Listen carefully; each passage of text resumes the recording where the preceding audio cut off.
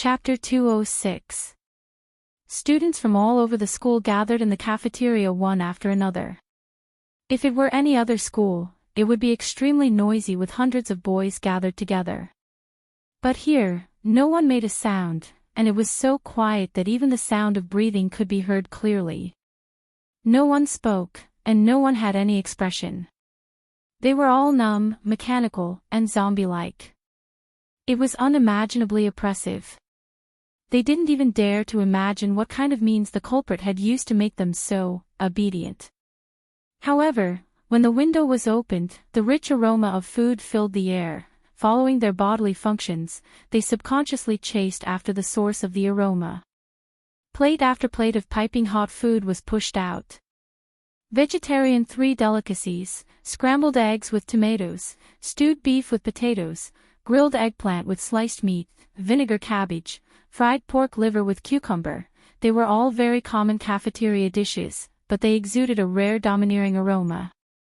The most intuitive feeling was that they were hungry. The demon-like cooks had disappeared and were replaced by Rong Hui and a few of his close friends. The young man knocked the bowl with his spoon uncomfortably and said arrogantly, "It's time to eat. Get your own plates and line up."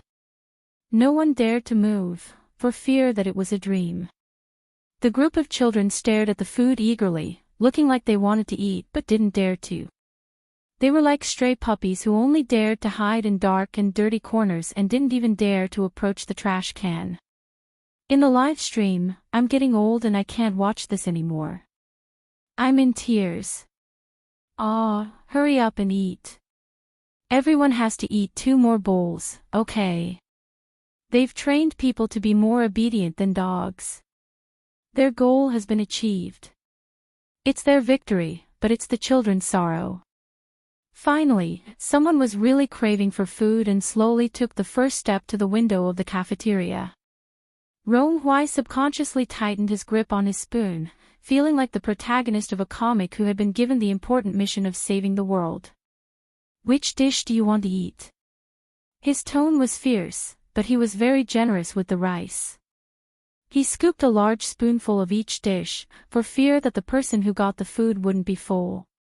After the first person, there was a second one. The line formed a long queue. The first child who got the food carefully stuffed it into his mouth, and his eyes instantly widened. Hot, cooked, and very tasty smell.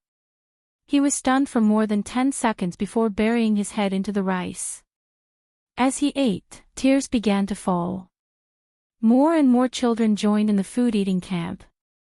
Everyone ate with great relish, as if this was some kind of precious delicacy in the world. At first, Li Jinyu was a little puzzled. He tasted the food. Although Sister Yi's cooking was good, there was not much room for her to show off. To be honest, the taste of these dishes was far worse than what she usually cooked. Xiangli saw his doubts. He pushed his silver-rimmed glasses and said in a low voice, "The best seasoning in the world is hunger." In an instant, Li Jinyu suddenly understood why Xiang Yi wanted to cook for these children. Because he was really, really hungry. He turned his face away and blew his nose vigorously. *CK these scumbags. After scooping the last bowl of soup, Rong Hui was so tired that he almost couldn't lift his arms. However, when he saw Xiang Yi coming over, he immediately straightened his back and pretended to be cool and aloof. In the next second, a fragrant meat bun was stuffed into his mouth, accompanied by a quiet and gentle voice. "Let's go eat." Chapter 207. Rong Hui was stunned for a moment before he mumbled, "Do you think I'll eat it just because you asked me to?" He subconsciously chewed on it. Xiang Yi smirked and said, "Spit it out, then." Rong Hui turned around and said, "No. Humph. Oh. It smells so good. It smells so good. It smells so good. Pretty sister's culinary skills are amazing." Xiang Yi found a corner to sit down and rubbed her sore wrists. She was tired too, but she didn't want to express it. A tall figure suddenly appeared beside her. Xiangyi turned around to see that it was Shui. He was on the phone with someone. Okay, send me a digital copy of the contract when it's settled. After hanging up, the man took out a packet of portable ointment. It was a small piece that was about the size of 2 band-aids put together. Does your hand hurt? It's all right. As soon as Xiangyi finished speaking, the man gently pulled her hand into his palm. It was clean and warm to the touch. She curled her slender fingers uncomfortably and wanted to retract them, but Shui grabbed her wrist. Don't move. Subconsciously, Xiangyi stopped what she was doing. Rip, Shui tore off the ointment and carefully applied it to the girl's wrists. Xiangyi moved her cherry lips and said, actually, it doesn't hurt that much. You're still trying to be brave. Shui's dark eyes landed on her face. He sighed helplessly and said, Xiangyi thought that he would scold her, but she didn't get the chance to do so. Instead, he rubbed her head forcefully twice. Why are you so nice? He asked. So nice that it made his heart ache. Xiangyi whispered, you made my hair bun collapse. Shui couldn't help but laugh. What should I do? I don't know how to tie my hair. Should I call your second brother for help? Don't. How would she dare to trouble her second brother for such a thing? While they were talking, Xiangli happened to pass by. Shui waved at him and explained the situation. Then, the knowledgeable medical doctor looked at his sister's bun that had collapsed and fell into a long silence. Xiangli pondered for a while and suggested sincerely, have you ever thought of cutting your hair short? Shui sneered, you don't know how. Xiangli sneered, you know how to do it. Of course they wouldn't. The two men, who didn't know how to tie their hair, childishly heard each other. Xiangyi said, I'll do it myself, don't worry, I'll find a tutorial to learn. Shui calmly took out her phone and searched for videos. Xiangli raised his eyebrows. In terms of learning ability, would he lose to Shui? The two men were engrossed in the hair tying tutorial, unable to extricate themselves. A moment later. Thank you, big sister, for cooking for us. A tall and thin boy looked at his toes and thanked her shyly. Xiangyi recognized him.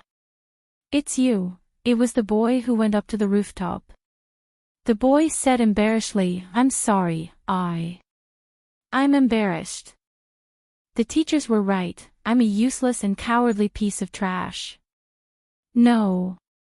Xiangyi's tone was firm. You're not a piece of trash, you're not useless. You might not even know what your talent is. You might not even know what your hobbies are.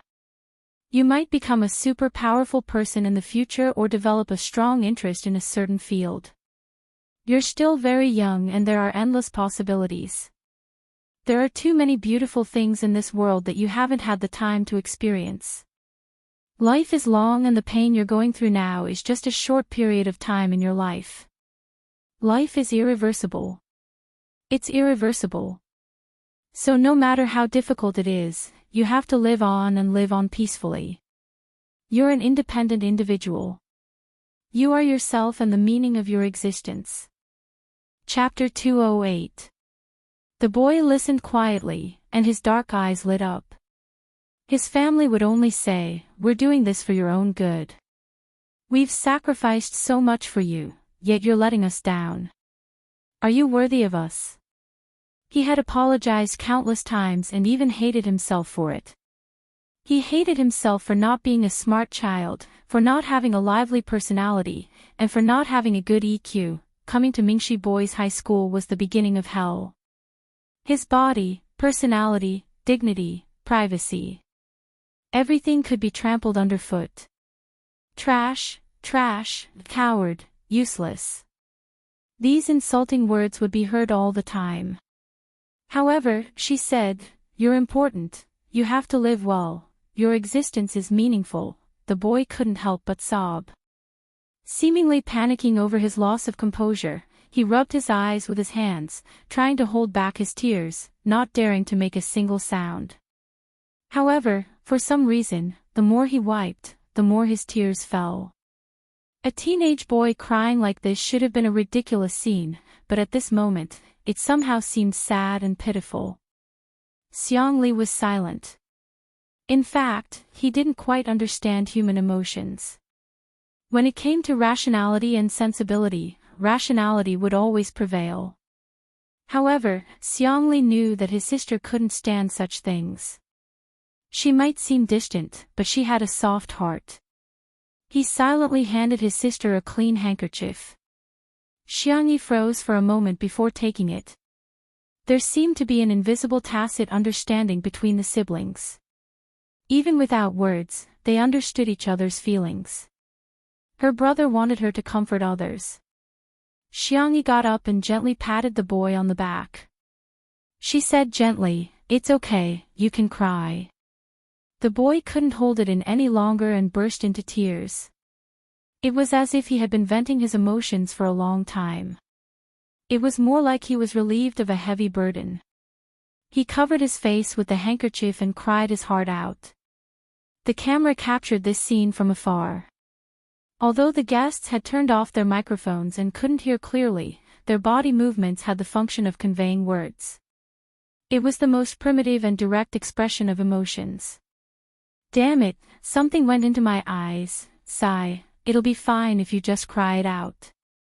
You don't even dare to cry. It's so sad, how should I put it? The vase fairy may have a lot of bad points, but she also has a good side.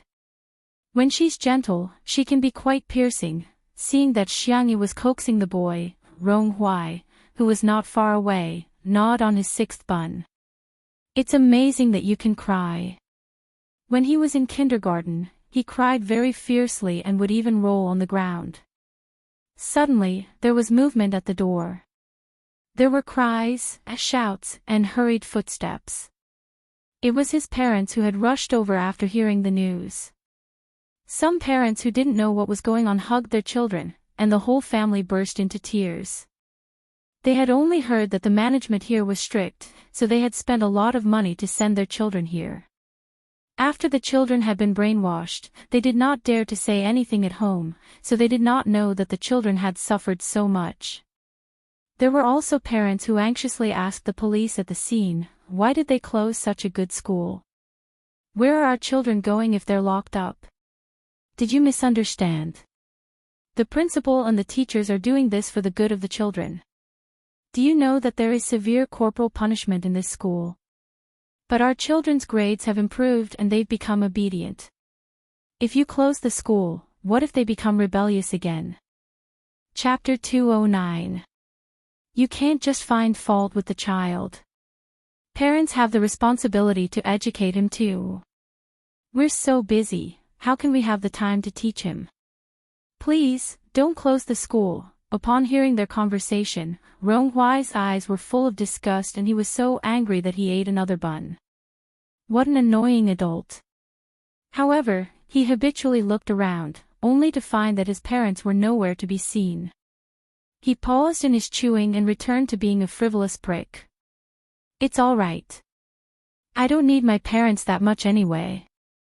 The young man slowly ate one bun after another, as if he could feel the disappointment in his heart as long as he ate enough. A sharp-eyed parent saw Xiangyi and stepped forward to criticize her. Who told you to be a busybody? Do you think you're a judge who brought the production team here to uphold justice? Let me tell you, we don't need it at all. Now that the school is going to be closed, how are you going to compensate us for our losses? Xiangyi remained calm and waited for the other party to finish throwing a tantrum before saying leisurely, I forgot to tell you that this program is a live stream. Ah! She shrieked and cursed. Why didn't you say so earlier? The cameraman, old Zhang, deliberately moved the camera forward, scaring the other party so much that she quickly covered her face with her jacket. Old Zhang was speechless. You're so shameless, huh? I thought you weren't human. When it comes to sarcasm, you're still the boss. Shui answered the phone, and after hanging up, he slowly adjusted his cuffs and asked Xiang Yi in a languid tone, "Do you still lack a place to farm?" "Ha! I happen to have some spare cash, so I bought the land of this school." Shui glanced at the parents and said, "Since the school is mine, why don't you plow it and plant vegetables there?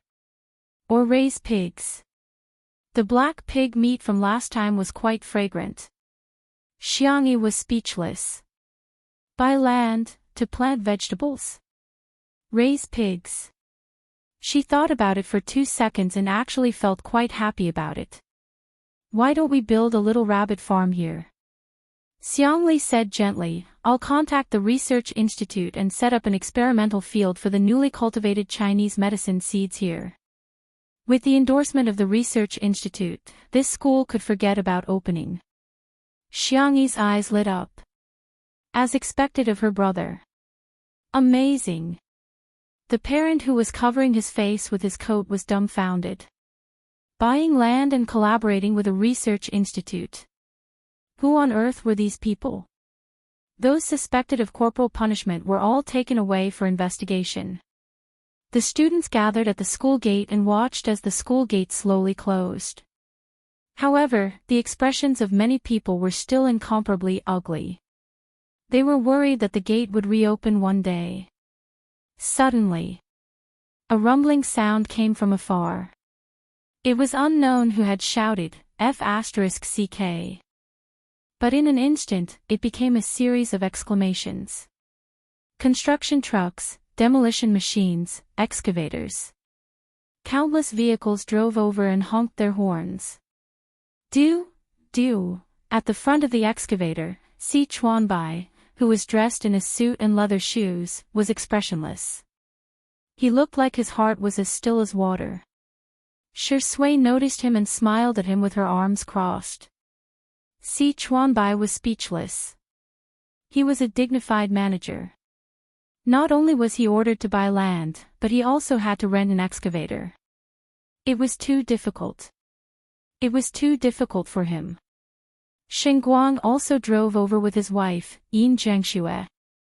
The two of them were carrying a plaque that had just been written. The elegant and unrestrained semi-cursive handwriting was written, "Little Rabbit Farm 2." Chapter 210. In the live stream, this is so exciting. F***CK, are they going to flatten the school? I've been holding it in for a long time, but I still can't help but cry. I just want to say that Sister E is awesome. Shui is awesome. 2 under 1 roof is awesome. There were no insults in the pop-up comments at this moment, only support.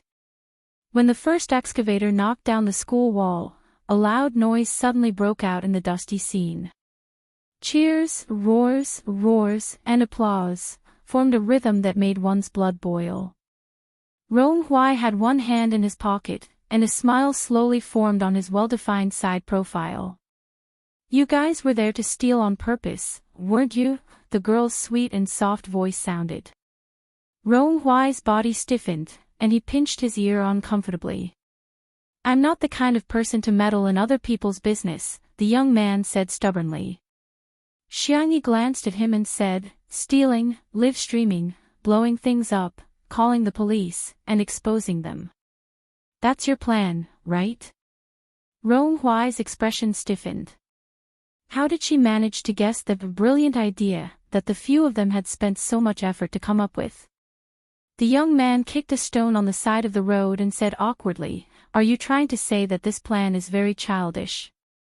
Well, we want to be more mature too. However, they didn't know what to do. This was already the best plan they could come up with. When they learned that there was a live-streamed variety show in the manor, they had never even watched it before, nor did they understand the influence of 2 under 1 roof. They rushed in recklessly without hesitation, not daring to cause too much damage. They even took a long time to mentally prepare themselves for the consequences of stealing a few eggs. After waiting for a few seconds, Rong Hui couldn't help but sneak a glance at her when she didn't answer. The girl's eyes met his, and her beautiful eyes curved into crescent moons. "You guys did a good job." Thump, thump, Thump, she's praising me. His heartbeat sped up like a drum. If there was a deer in his heart, he would have probably gotten a concussion. Rong Hui moved to her side, arched his thin back, and coughed twice. Come on. Huh? Rong Hui saw the look of confusion on her face and said angrily, that. His voice became softer and softer. You even patted that idiot's back. Why didn't you pat me? In the next second, the girl stood on her tiptoes and used her soft and fair hands to rub his head a few times, just like how Shui coaxed her.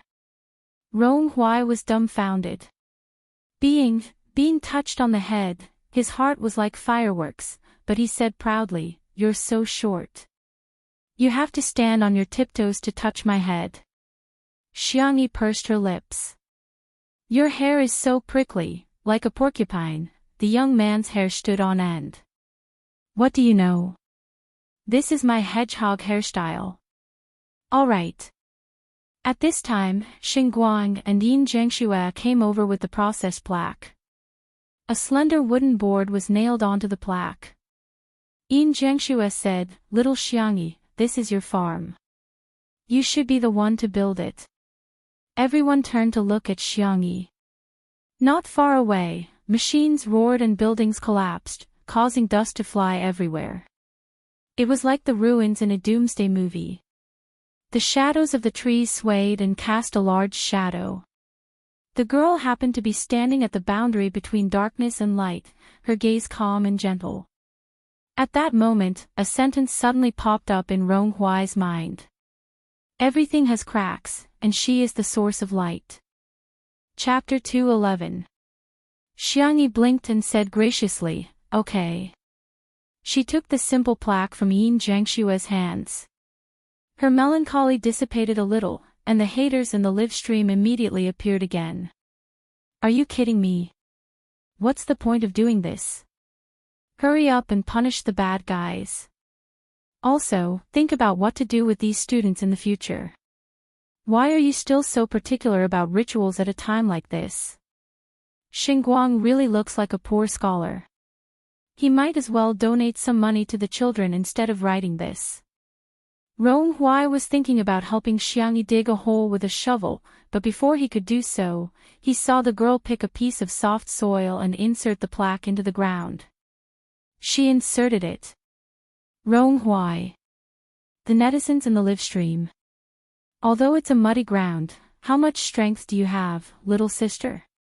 From now on, this is no longer Mingxi Boys High School.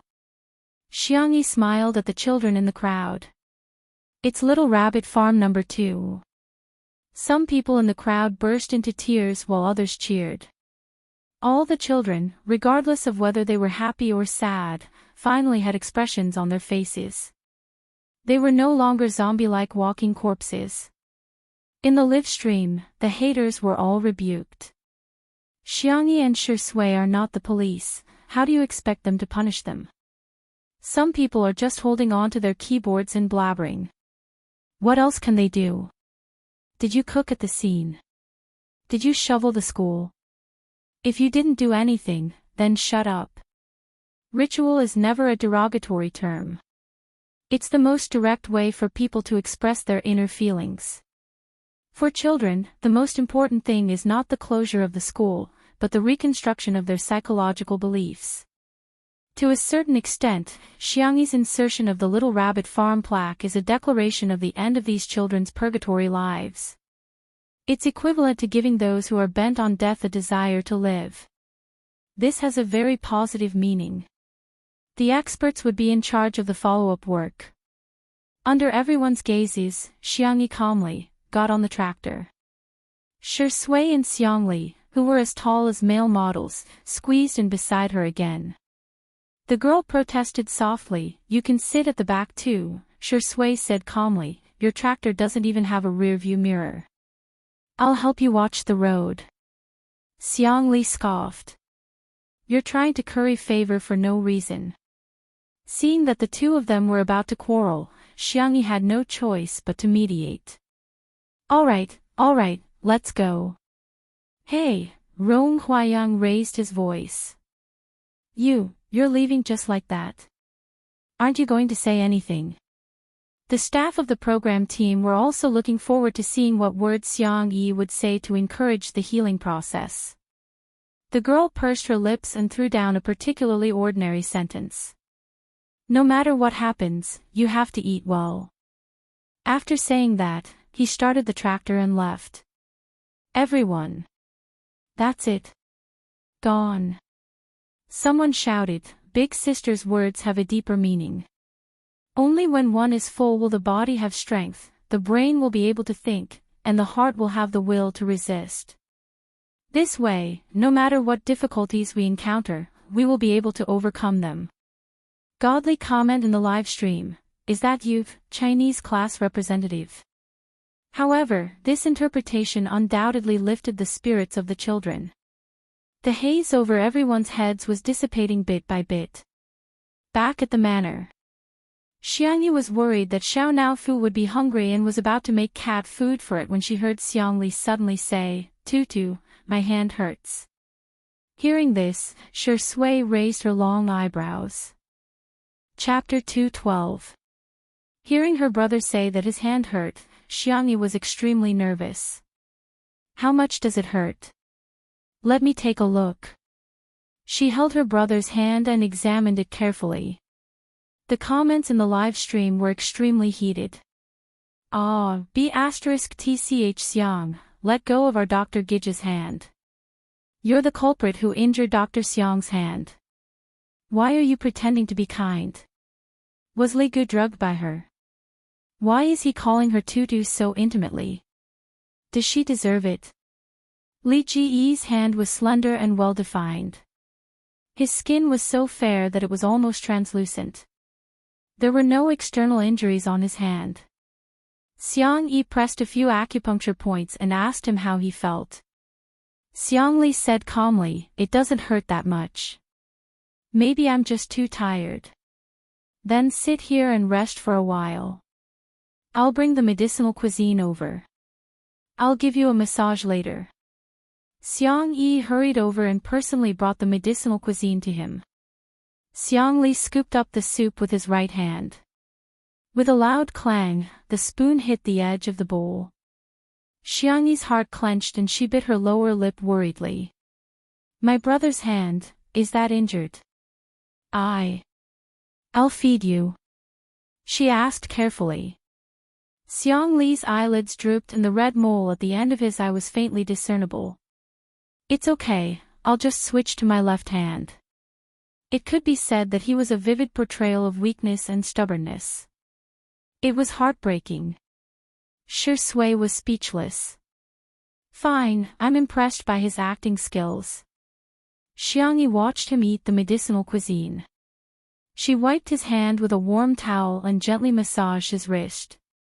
Her technique was professional and she used just the right amount of strength. Xiangli squinted his slender eyes in comfort. Xiangyi massaged him for more than 10 minutes. Are you feeling better? She asked. I'm fine. Xiang Li's lips curled into a bitter smile. I'm used to it. Xiangyi was even sadder. She swore in her heart that she would definitely cure her brother's hand. Suddenly, Xiao Naofu, who felt left out, came to protest. It jumped into Xiangyi's arms and patted her shoulder with its pink and white paws, as if accusing her of being a scumbag. Meow, meow, meow. The baby tiger roared. Xiangyi said apologetically, wait a moment, I'll cook for you. Xiao Naofu rubbed against her collarbone, aggrieved. Meow meow, Shi Sui, very good, even this stupid cat came to join in the fun. Xiangyi went to the kitchen. Xiangli raised his hand and scooped up Xiao Naofu onto his lap. The white kitten was a tiny ball, about the size of his palm. Xiao Naofu, who still didn't know much about its second brother, turned over innocently, revealing its little belly. It flicked its tail twice, waiting for this cultured and refined man to serve it. Unexpectedly, a dark light flashed behind the man's silver-rimmed glasses. Male? If it's a little older, I'll send it for sterilization. Xiao Naofu. For once, Shui agreed with him. Let's pick an auspicious day. Xiao Naofu was so scared that its tail curled up, its cat eyes tearing up. Whoa, these two men are so scary. Xiangli glanced at the luxurious three-story cat villa not far away and frowned. Extravagant and wasteful, a kitten sleeping in a shoebox will do. Shui, a delivery box will do too. The audience in the live stream almost died laughing. Why won't these two men even let the cat off? Xiao Naofu in front of Xiangyi, showing off. Xiao Naofu after Xiangyi left, pitiful and cowardly, Movie King X Dr. X Kitten, rounding them up, they're a family of 3. This cult CP has hit the jackpot. Chapter 213. Just then, Xiangyi came out of the kitchen with a bowl of cat food. Xiao Naofu looked as if it had seen its savior. It bounced over and hugged the girl's slender ankles. What's wrong, Xiao Naofu? Xiangyi bent down and pinched its little ears. Xiao Naofu cupped her hand, not daring to meow. Rub its head, eat your food. Xiangyi placed the bowl in front of the cat and coaxed it gently. Xiao Naofu turned its grief into appetite and buried its head into the chicken and pumpkin rice. Xiangyi looked at the two men on the sofa and asked uncertainly, "Did you two bully Xiao Naofu?" Although she felt that Shui and her brother were not childish people, Xiao Naofu looked too pitiful, Shui looked calm. Do I look like someone who would bully a kitten in your eyes? The man's rhetorical question stumped Xiangyi. The girl struggled for a long time, hesitated, and shook her head. Xiao Naofu looked up from the bowl, its eyes wide open. Damn it! You should do something that has to do with humans. Xiang Li's expression did not change as he quietly looked at his sister. Xiangyi swayed again. She scratched Xiao Naofu's chin and whispered, "Second brother is a genius, he wouldn't do such a boring thing. You have to be more obedient in the future." Xiao Naofu's face was full of shock. Does this hoo-hoo still have a place in this stupid woman's heart? These two dog men are acting as me. Xiao Naofu angrily pointed its butt at Xiangyi and lowered its head to continue eating. In this year's competition, Shuringdi and Bai Kihai each got 1 point. However, the two men were soon unhappy. After Xiangyi fed Xiao Naofu the cat food, she began to comb its fur, feed it nutrition cream, put on ear drops, and brush its teeth. What did it mean to receive special favor? This was it. The two men's faint gazes were about to dig a hole in Xiao Naofu's body. Xiangyi then accompanied Xiao Naofu to play with the cat stick and pinball for a while before giving it a kiss and carrying it to the cat hammock to lie down. Xiao Naofu turned around, still sulking at her. Xiangyi was puzzled and was about to shake the hammock again when she heard her second brother call out to her. "Tutu, my hand hurts again." "Ha! Why so often? Shall I take your pulse?" "Okay." Because it was related to her brother's hand, the young lady took his pulse very seriously. After a few minutes, she moved her fingertips away. It's more serious than she thought. If she had been in her past self before she transmigrated. But now, she was confident that she could be cured. Do you want to try acupuncture? Conservatively speaking, his condition should improve a lot after a few acupuncture sessions. In the live stream, the netizens once again exploded. You just want to cripple Dr. Xiang. Evil spirit, stay away from Dr. Gidge. If you touch him, I'll feel like you've tarnished the untouchable flower. You think it'll get better just because you say so? What if it fails? Who's going to take responsibility? While the comment section was being heated, the girl said seriously, "I can write down a plan and you can show it to the other doctors. If it's feasible, you can get someone else to perform acupuncture for you." It wasn't that she didn't have the ability to perform acupuncture on Xiangli, but she was afraid that her brother wouldn't believe her. The netizens. Xiangli suddenly smiled, revealing the red mole at the corner of his eye. He reached out his hand, the light blue veins on his fair wrist particularly obvious. His voice was gentle and clear. You can do it. My tutu is trustworthy. Chapter 2:14. At that moment, Xiangyi thought that she was hallucinating. The girl looked up blankly and didn't respond for a long time. Tutu, you're already 20 years old, why are you still so silly? Xiang Li's tone sounded helpless, but it was more like he was doting on her. What are you waiting for? I'm giving you a chance to bully me, aren't you?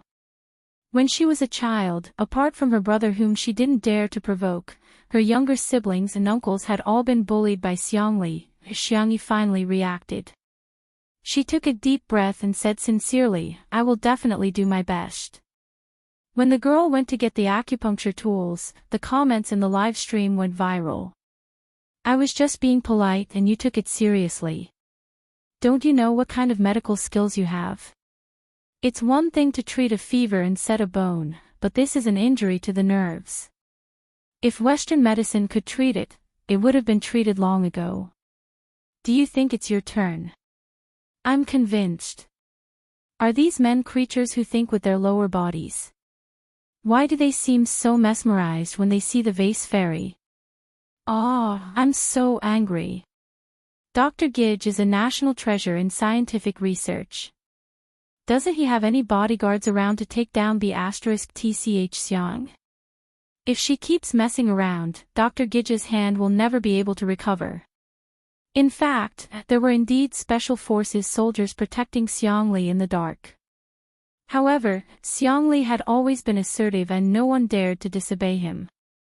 Hence, they had no choice but to report it to their superiors. Soon, Xiangli received a call.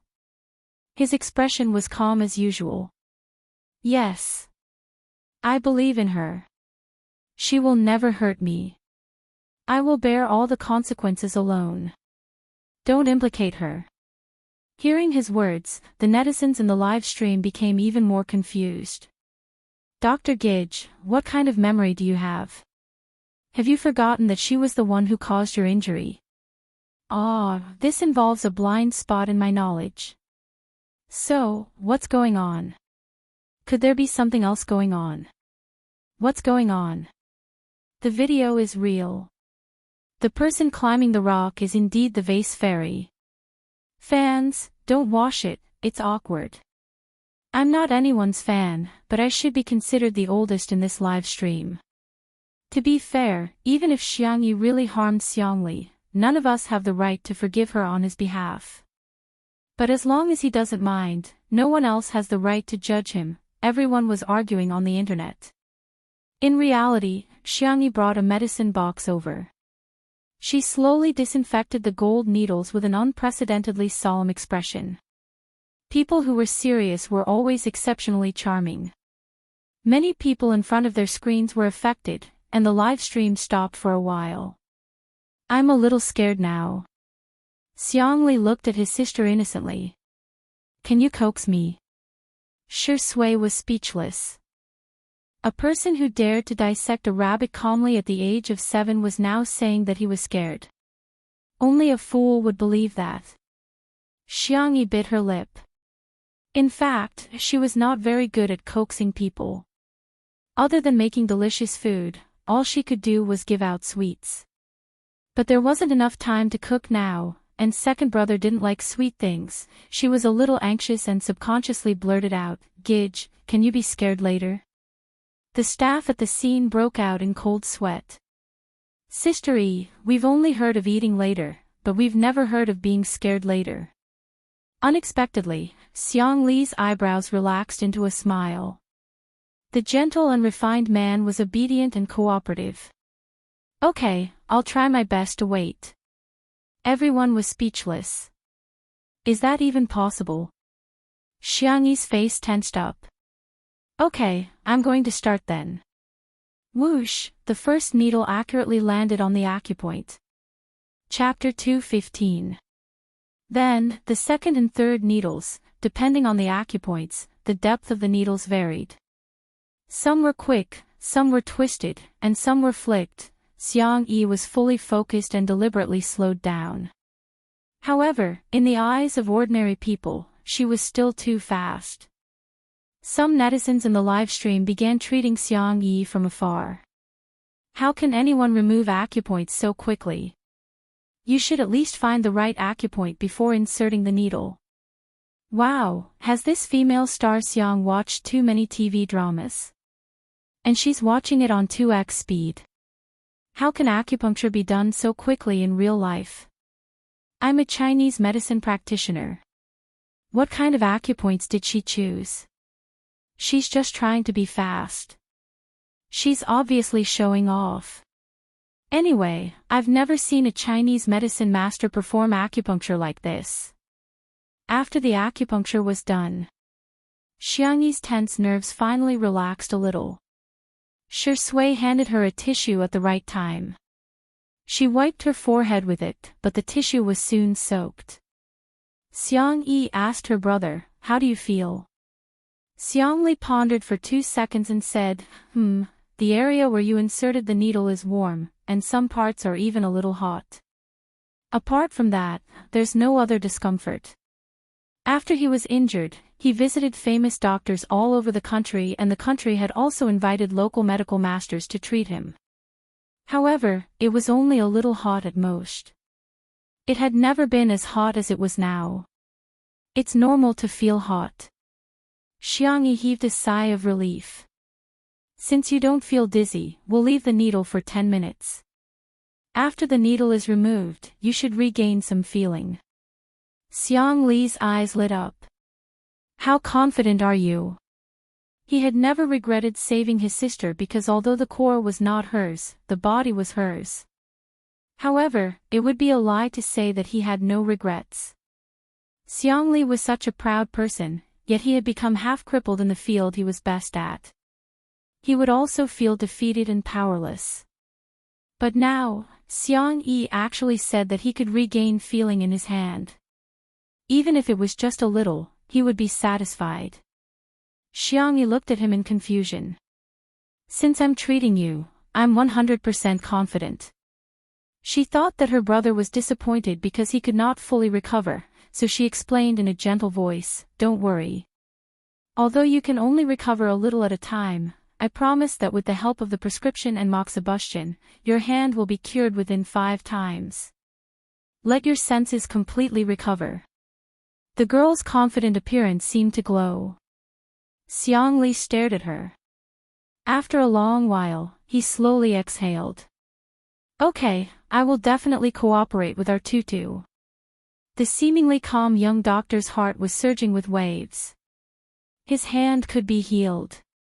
It wasn't a possibility, it was possible. He might have doubted the assurances of others. However, he believed his sister's words unconditionally. Little did she know that Xiang Yi's words were too absolute, causing the netizens to be dissatisfied once again.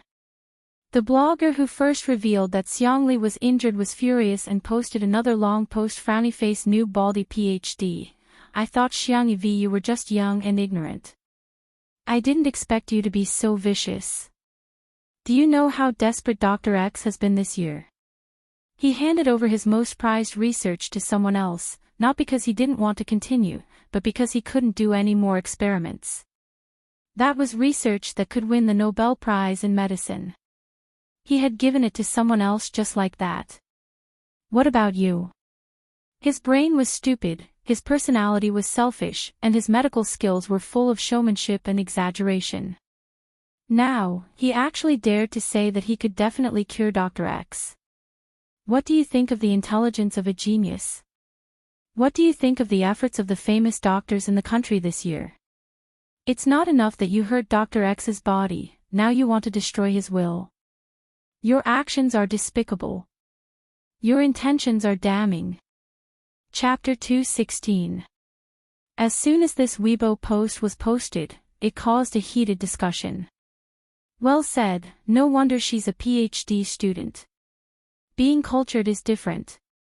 I only know how to call her an idiot. Oh my god, is the vase fairy lying to Dr. Xiang? How can she do that? I'm going to cry again. Dr. Xiang trusts her so much. If he finds out that he was lied to, he'll be so upset. The netizens who were watching the show reposted, commented, and liked the post, sending it to the hot search list. Many people even tagged the big shots in the scientific research circle, hoping that they would come forward and say something. However, the strange thing was that none of the big shots spoke up. Some anti-fans took a different approach and tagged the Huaxia Traditional Chinese Medicine Association. They said passionately, shouldn't the traditional Chinese medicine practitioner's license be revoked? Buzz. A notification popped up on the screen. The anti-fans clicked on it and realized that it was a reply from the Huaxia Traditional Chinese Medicine Association. Hello. May I ask who this genius doctor is? Where can I find her? I'm willing to reward you handsomely. The anti-fans were dumbfounded. What the hell? Official Weibo, have you been hacked? He hesitated for a moment before typing, you don't have to thank me. She's a regular guest on a very popular live variety show called The Vase Fairy. After sending it out, he felt that something was amiss. After reading it several times, he finally reacted and hurriedly sent another message. Ahem, I'm sorry, I got used to calling her that. I almost thought that her surname was Vase. Her name is Xiangyi and her Weibo username is Xiangyi. A moment later. Many traditional Chinese medicine masters in the country received a call from the president of the Traditional Chinese Medicine Association. An emergency online meeting was called. More than 10 minutes later, dozens of traditional Chinese medicine masters gathered in the online conference room of a certain software company. Every one of them was a big shot who could be called a divine doctor. The person who presided over the meeting was the president himself. He was already in his twilight years and had deep wrinkles on his face. He was hale and hearty, and his hair was black and lush. Many of the masters even secretly discussed whether the president wore a wig or used hair dye behind his back. I called this meeting mainly to show everyone this video. The president made a gesture and a young boy beside him played the video for him. His excited voice could still be heard. Grandpa, I've confirmed that this video is real. This young divine doctor is only 20 years old. Little miracle doctor. How could a 20-year-old be called a divine doctor? Many of the masters muttered in their hearts. When they were 20 years old, they were still being lectured by their masters. At this moment, the video was shared to everyone's screen. Everyone casually glanced at it and their attention was instantly attracted. The girl in the video was calm and indifferent. She seemed to have the help of the gods when she inserted the needles. She removed the acupoints, inserted the needles, operated the needles, retained the needles, and removed the needles. Every step was done by her. In the eyes of the layman, it was as if she was moving at twice the speed. But in the eyes of these masters of the apricot world, he was a genius. 10 minutes later, when the video ended, many people realized that they were holding their breaths unconsciously. Who is this little divine doctor's master? Where do you live? Someone couldn't hold back and took the lead to ask. This immediately caused the crowd to be dissatisfied. Old Sue, are you trying to poach people in front of me? Do you think the little divine doctor will take a fancy to your shabby clinic? Why don't you come to me and take me as your teacher? My hospital is big. All of you are ugly, but dream on. Let me put it this way, where does the little divine doctor live? I'll go to her house and accept her as my disciple. Chapter 2:17. Just as everyone was discussing excitedly, a voice suddenly rang out. Elder Jing, who was known as the Poison Doctor, sneered. Take in a disciple. You want to take her in, but does she want to? Her acupuncture skills are enough to be a master for many of you. The conference room fell into an eerie silence. Elder Jing was good at fighting poison with poison. However, his reputation as the Poison Doctor was spread because of his sharp tongue. Because of his eccentric personality and sharp tongue, he had offended many patients from rich and powerful families. There was a moment of silence. Elder Yun, who was good at food therapy, said gently, "The young lady's acupuncture skills are superb, but I can teach her food therapy." Elder Yun was very popular. As soon as he spoke, someone immediately agreed. Yes, yes, yes. I'm also very good at massaging. I can teach her. When it comes to cupping, if I claim to be second, who dares to claim to be first? The young lady's pulse reading is too slow. I'm afraid she's inexperienced. I can teach her how to look, listen, question, and feel the pulse. The conference room instantly became the time for the masters to show off. The president of the Chinese Medicine Association closed his eyes and rested. Now that traditional Chinese medicine was strongly impacted by Western medicine, the number of young people who were willing to learn traditional Chinese medicine was far less than Western medicine. After a long time, it was too difficult to find a good seedling. Medicine was like any other discipline. It needed geniuses. The young lady in the video displayed such a high level of acupuncture skills at the age of 20. Without a doubt, she was a genius. If they could nurture her carefully and gather the strengths of various schools, it would be a great thing to revitalize the medical industry. Thinking of this, the president coughed a few times and everyone immediately fell silent. My grandson said that she's recording a program. I'd like to invite a few of you to participate in her program and see if the young lady has any intention of becoming a disciple. Everyone instantly responded enthusiastically and expressed that they would choose them. At the Manor, live broadcast site. Xiangyi put away the needles and tidied up the needles. Xiangli tried to move his right hand and a look of shock flashed past his eyes. He really could feel it. Originally, his hand could only do some simple actions, such as holding a book. But now, he felt that he could write and draw.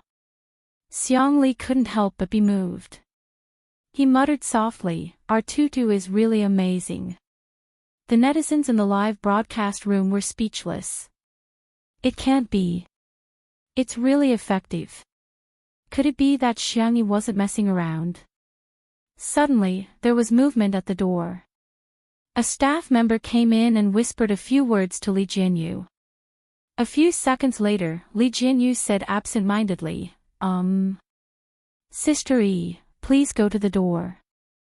The police are looking for you. The trolls started their business. The police are here to arrest her. Ha ha ha, I love it. The next second, Li Jianyu's voice spread throughout the live stream. He said he's here to give you a silk banner. The haters. Xiangyi went to the entrance of the manor in confusion. A white and blue police car was parked outside the black iron gate. When the uniformed policeman saw Xiangyi, he saluted her and handed her a big red banner with a smile. There were a few big words written on it: frowny face, radiant angel, passionate citizen. Thank you, Madam Xiangyi. You have contributed greatly to our investigation of the Mingxi Boys High School case. Xiangyi, other than the mobile little red flag she had when she was a student, she had never seen this before. Thank you. This is what I should do. The netizens in the live broadcast room were dumbfounded. They had only seen citizens giving silk banners to the police.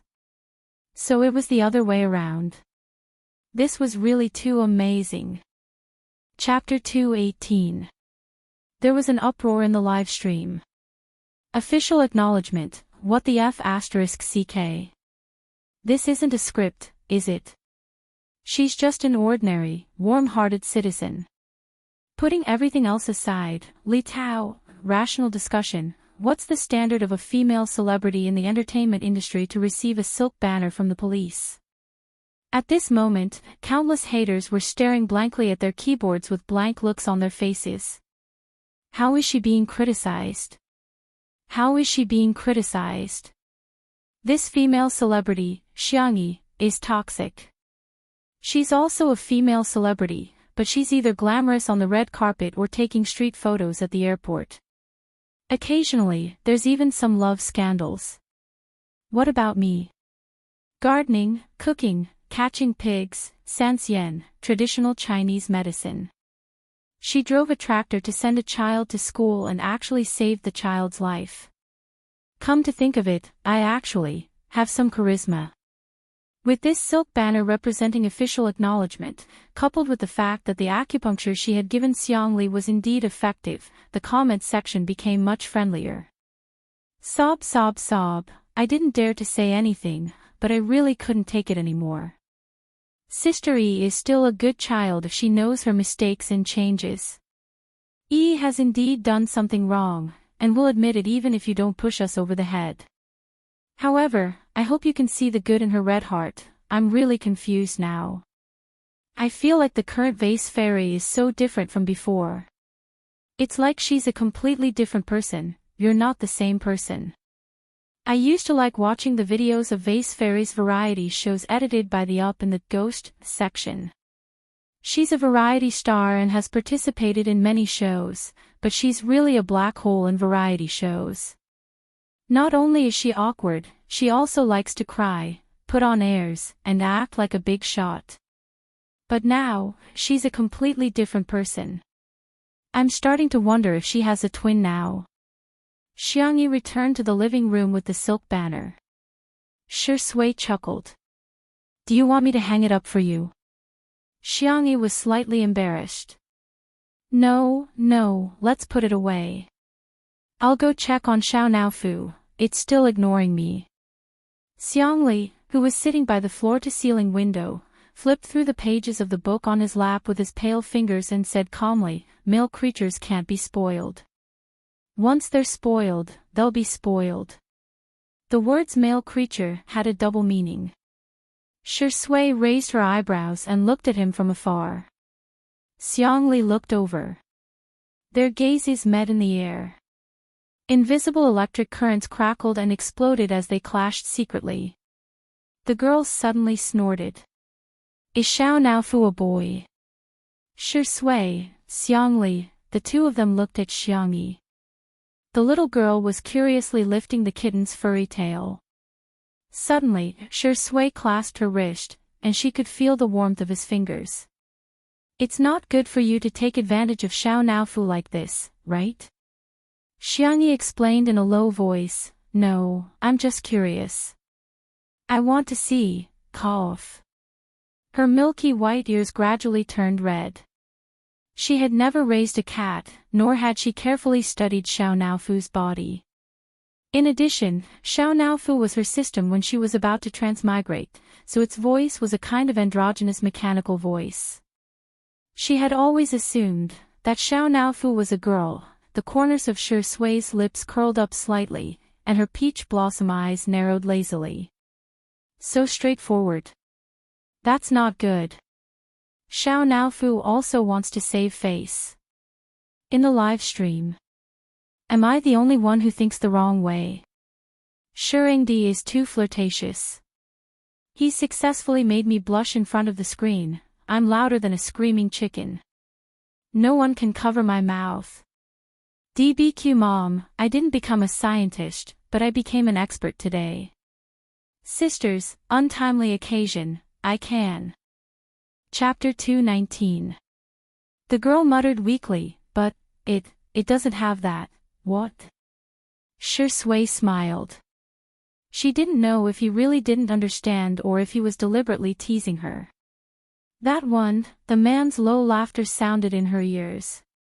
The two were so close that Xiangyi could even feel the vibration of his chest. Her wrist seemed to be gently caressed, and an indescribable feeling of affection arose. She felt a slight itch. She felt restless. Shi Sui leaned over, turned off their microphones, and whispered a few words in her ear. Then, as he wished, he saw, the redness on the little rabbit's ears became more prominent. Xiangyi. So that's how it is. Xiao Naofu, who was on the hammock, licked its paws and glanced at Xiangyi in disgust. Stupid woman. Not only could she not tell its gender, but she couldn't even tell how bad the two men in the room were. Especially Shui, this stinky man. Even a dog isn't as good as him. A moment later, Shui's voice was tinged with a low, husky smile. Do you understand? Xiangyi's voice was like a mosquito as she replied, not far away. Xiangli flipped through his book and said coldly, do you think you can hold Tutu's hand just because you want to? He was plotting something. Did he think that he, Tutu's second brother, was dead? Only then did Xiangyi realize that Shui had been holding her wrist the whole time. As if she had been scalded, she pulled her hand away and said uncomfortably, I'm going to make a cake. Teacher Yin and the others should be back soon. The girl fled into the kitchen. Shui looked at Xiangli and mouthed a few words with his thin lips. His back was to the camera, so the audience in the live broadcast room couldn't see it. However, Xiangli could read lips and easily recognized Shui's words. Don't be angry, second brother-in-law. In Nanqing, men would only call their wife's brother or uncle. Xiangli secretly gritted his teeth. I treat you as my brother, but you want to hit on my sister. Dream on. The manor stretched to the green hills not far away. Xinguang accompanied his wife for a walk here. He took off his coat and put it on her. Madam, take a rest. The cameraman was filming silently. After returning from Mingxi Boys High School, Yin Jiangxue was not in a good state. She tightened her husband's coat and sighed. In life, things don't always go as one wishes. Some people can't get what they want, while others can't. I really feel sorry for those children. Yin Jiangxue actually liked children very much and had put in a lot of effort over the years. First, he sought medical help. Later, he even tried praying to God and Buddha. But she still couldn't get pregnant. If she had children, she would treat them like treasures. But how could the parents of those children at Mingxi Boys High School? Yin Jiangxue closed her eyes and couldn't bear to continue thinking about it. Xinguang said gently, children are like fate. We can't force them. We just have to let nature take its course. Yin Jiangxue's red lips moved slightly. Perhaps because the incident at Mingxi Boys High School was too emotional, she revealed her inner thoughts. Actually, I recently asked a master to prescribe me a prescription. It said that it can increase the chances of pregnancy, but it will be harmful to the body. I may not be able to act anymore. I want to give it a try, Xinguang objected. No. Your health is the most important thing. The live broadcast room was suddenly filled with curses. Is Yin Jiangxue out of her mind? Me? I really don't understand why women like her insist on having children. I'm vomiting. Boys are okay, but women are hopeless. The Qing dynasty has already fallen and she still wants to carry on the family line for her husband. Chapter 220. Yin Jiangxue smiled bitterly and said, I'm sorry, hubby. You didn't do anything wrong. Xinguang knew that although she looked carefree, she was actually very sensitive, especially since her previous marriage had hurt her too deeply. Our marriage is based on love and trust, not children. If we have children, we'll raise them together. If we don't, it's okay. When we're old and gray, we'll still be able to spend some quality time together. Yin Jiangxue was amused by his words, and those sentimental and hesitant emotions also dissipated. She suddenly thought of something and said, I heard from Shui that little Xiangyi has medical skills. Why don't I ask her to take my pulse? Xinguang nodded and said, okay, I'll accompany you. There was another round of mockery in the pop-up comments. Even if you're desperate, you don't have to be like this, do you?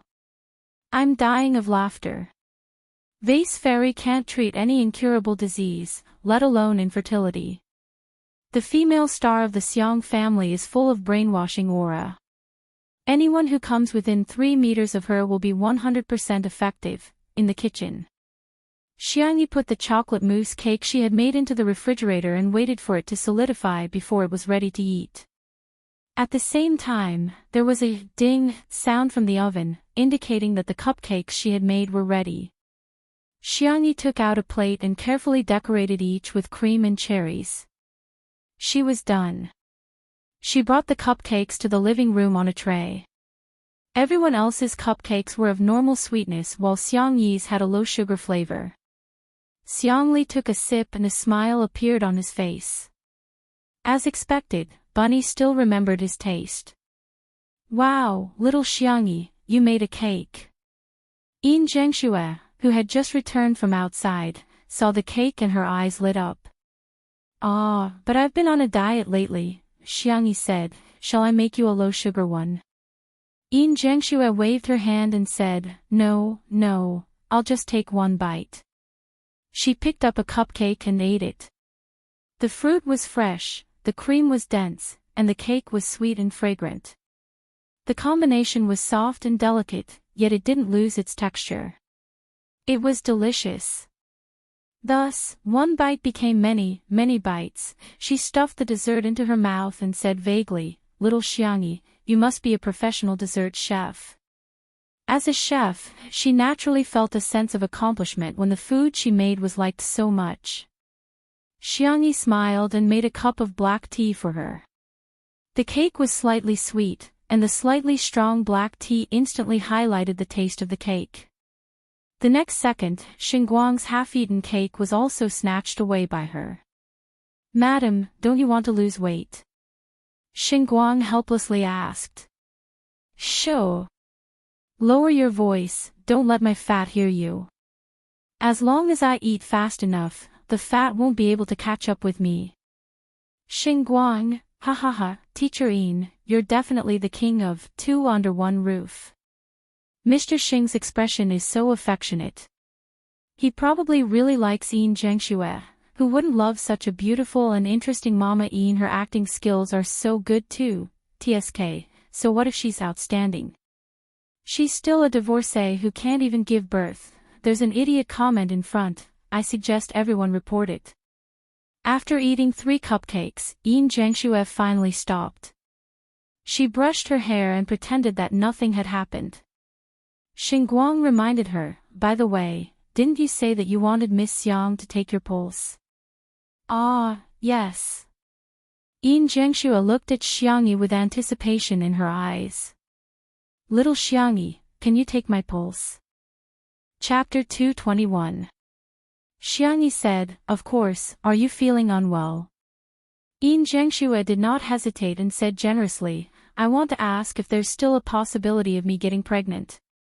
Xiangyi nodded slightly. "Please give me your left hand." Yin Zhengxue stretched out her hand and placed it in front of Xiangyi nervously. About 2 minutes later, the girl said gently, "Please give me your right hand." Pulse diagnosis was one of the looking, listening, asking, and feeling methods. It was said that a man's left hand was the woman's right hand, but in fact, it was more comprehensive and accurate to take the pulse of both hands. After taking the pulse, Xiangyi frowned slightly and did not speak for the time being. Seeing her reaction, Yin Zhengxue's heart skipped a beat. However, although she was disappointed, she still turned to Xiangyi. "I'm fine, you don't have to say anything to comfort me.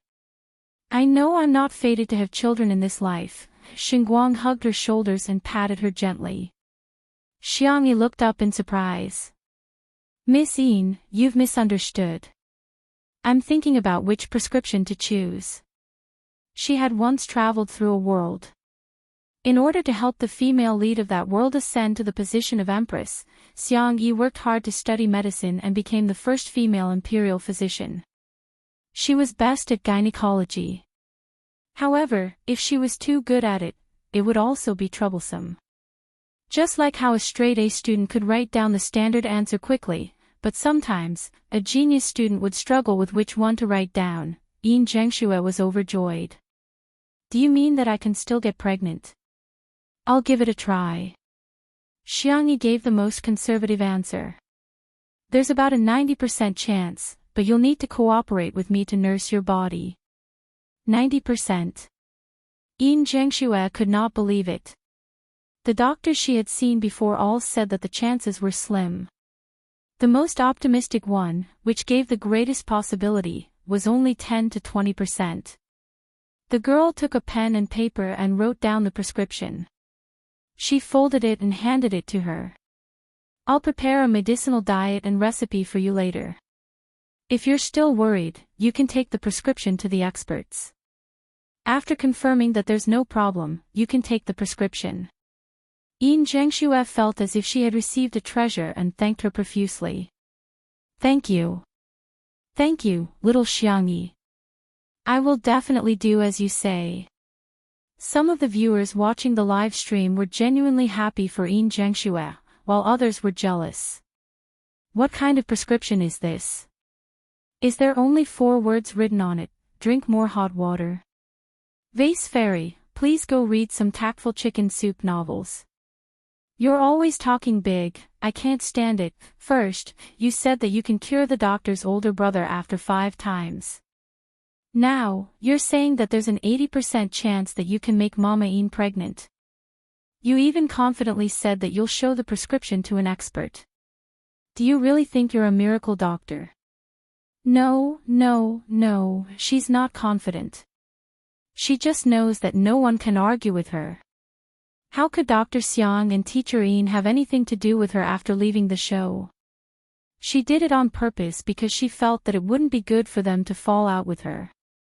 TSK, it would be great if they could hire an expert to do it until now. They would definitely smash the Vase Fairy's face.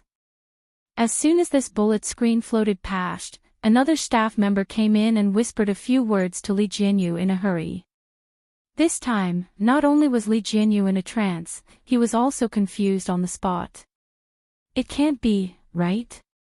It can't be, right?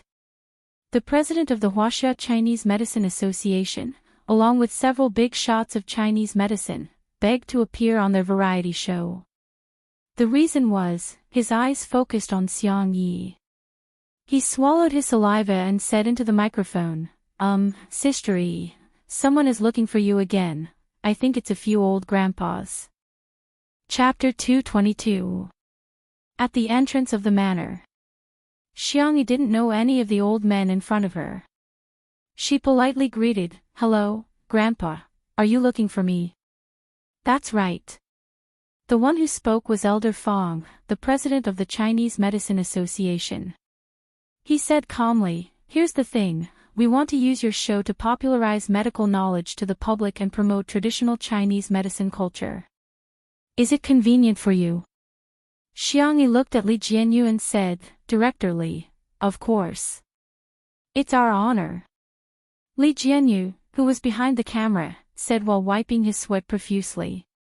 He knew the identities of the 3 big shots.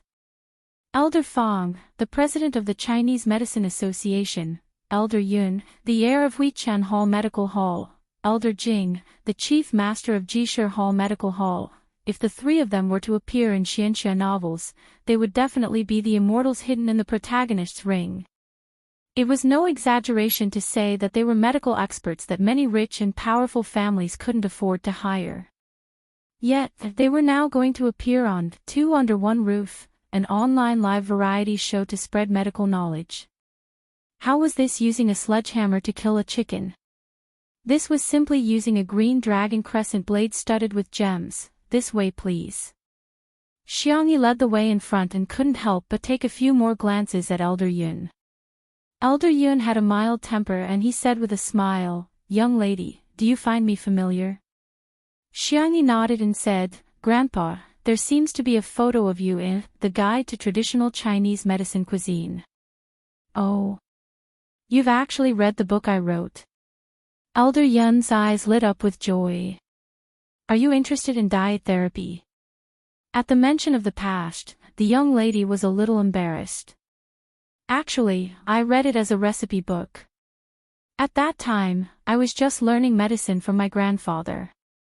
Every day, I was either memorizing the names of herbs or prescriptions. I felt that it was too boring, so I cooked according to your book. My favorite food is your American ginseng double snow lean meat soup. It tastes especially good with some candied dates. Elder Yun smiled and didn't forget to give Elder Fong and Elder Jing a smug look. This disciple of mine is mine. Elder Fong was unperturbed. He stroked his beard and looked like an otherworldly expert. Elder Jing snorted in disdain. You've published a few books. Other than the Guide to Medicinal Cuisine that's a bestseller, the other books are all slow-selling. Which publisher doesn't cry when they see you? Elder Yun, in addition to diet therapy, he also studied other aspects of traditional Chinese medicine. The books he wrote were profound and complicated, and he liked to quote ancient Chinese. Not only did he require the reader to have outstanding medical skills, but he also had to keep up with the literacy level. Otherwise, they wouldn't be able to understand what he wrote. As a result, most of his books didn't sell well. Elder Yun faintly smiled. I heard that you were poisoned when you tried medicinal herbs a few days ago. I'm afraid you're the current Shenong, Li Shizhen of Nanqing. Elder Jing. He flew into a rage out of humiliation. That's a foreign herb. I've never seen it before, so I was careless and fell for it. The live stream became a sea of joy. I found out. These people are all titans of the Chinese medicine industry, but they're like primary school students when they get along with each other. Ha ha ha, master. Teach me how to insult people. Ah no, teach me medicine. It's okay to expose each other's shortcomings, how mean. But I don't mind listening to more dog talk. When everyone entered the living room, they naturally exchanged a few pleasantries. Yin Zhengshue's eyes lit up when she heard their true identities, but then slowly dimmed. How could such a big shot make a move so easily? Chapter 223. She had been looking for famous doctors all these years and had seen the fickleness of the world. She had met doctors who were benevolent, doctors who were only after money, and even scammers who weren't good at medicine. The more skilled a master was, the more difficult it was for ordinary people to make an appointment with him. She sighed and decided to let nature take its course. It would be great if she could get a few masters to treat her. If they couldn't, then they didn't owe her anything. Xiangyi took out a tea set that her third brother had given her. Xiang Qi had good taste, so the tea set he had chosen was simple and beautiful. It was pleasing to the eye just by looking at it. She warmed the cup, washed the tea, and made the tea. The young girl's actions were natural and elegant. Elder Fong and the others tasted the tea and looked at Xiangyi with even more affection. It was as if they were looking at their own disciple. Elder Jing couldn't wait to ask, "Young girl, who did you learn your medical skills from?" Xiangyi answered honestly, "My grandfather." Xiang Yin. Elder Jing frowned. He's quite good at medicine. He had Xiang Yin as his WeChat friend, but that old man always liked to show off how cute his little granddaughter was. It was very annoying, so he had blocked Xiang Yin a few years ago. Now that he thought about it, he regretted it so much. He had missed such a good seedling. Elder Yun took a sip of tea and said, "It's rare to hear you praise someone. I thought you were too short of vocabulary and had never learned any commendatory words." Elder Jing retorted, "Commendatory words are used to praise people." Elder Yun was speechless. Seeing that the two old friends were about to quarrel again, Elder Fong rubbed his forehead and said, "All right, don't forget about business." The two old men instantly shut their mouths and stared at Xiang Yi with burning eyes. The young girl instinctively shrank behind her brother. Xiang Li lowered his eyes and drank the tea. The corners of his mouth curled up slightly. However, Shi Sui seemed to have seen through something. He pushed his glasses up his nose bridge and asked with a smile, "How are you going to popularize medical knowledge?" "Our program team will cooperate fully." Elder Fong said faintly, "If we were to talk purely about theory, it would be too boring. I'm sure the young people in front of the screen wouldn't like to hear us talk about yin and yang, the 5 elements, evil energy, and cold energy. Therefore, we're going to use practical methods to convey it. Is there anyone present who is unwell? For example, excessive internal heat, cold, headaches, and so on. At first, no one dared to say anything out of fear of their identities. For a moment, the atmosphere was somewhat cold. Li Jianyu was the first to raise his hand. I've been suffering from an oral ulcer recently. Can it be treated? Elder Yun suggested that they eat more pears, loquats, tomatoes, and other fruits and vegetables. Elder Jing suggested that they could use gentian laogan decoction or buplurum decoction. Elder Fang, on the other hand, gave a detailed explanation, from the cause of the disease to the symptoms to how to treat the symptoms. His explanation was easy to understand and fascinating. With Li Jianyu taking the lead, the other staff members also raised their hands. Yin Zhengxue was a little hesitant. What if she caused the masters to be flamed by the netizens? That was not what she wanted to see. Xingguang held her hand. Madam, why don't we show the prescriptions to the masters? Yin Zhengxue heaved a sigh of relief. That's good too. If the masters approved of Xiangyi's prescription, she could just follow the prescription. Thinking of this, Yin Zhengxue handed over a prescription.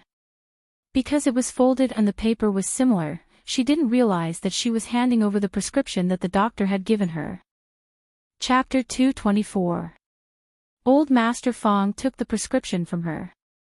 The three of them first took Yin Zhengshue's pulse, after which Old Master Fang opened the prescription and took a few glances at it.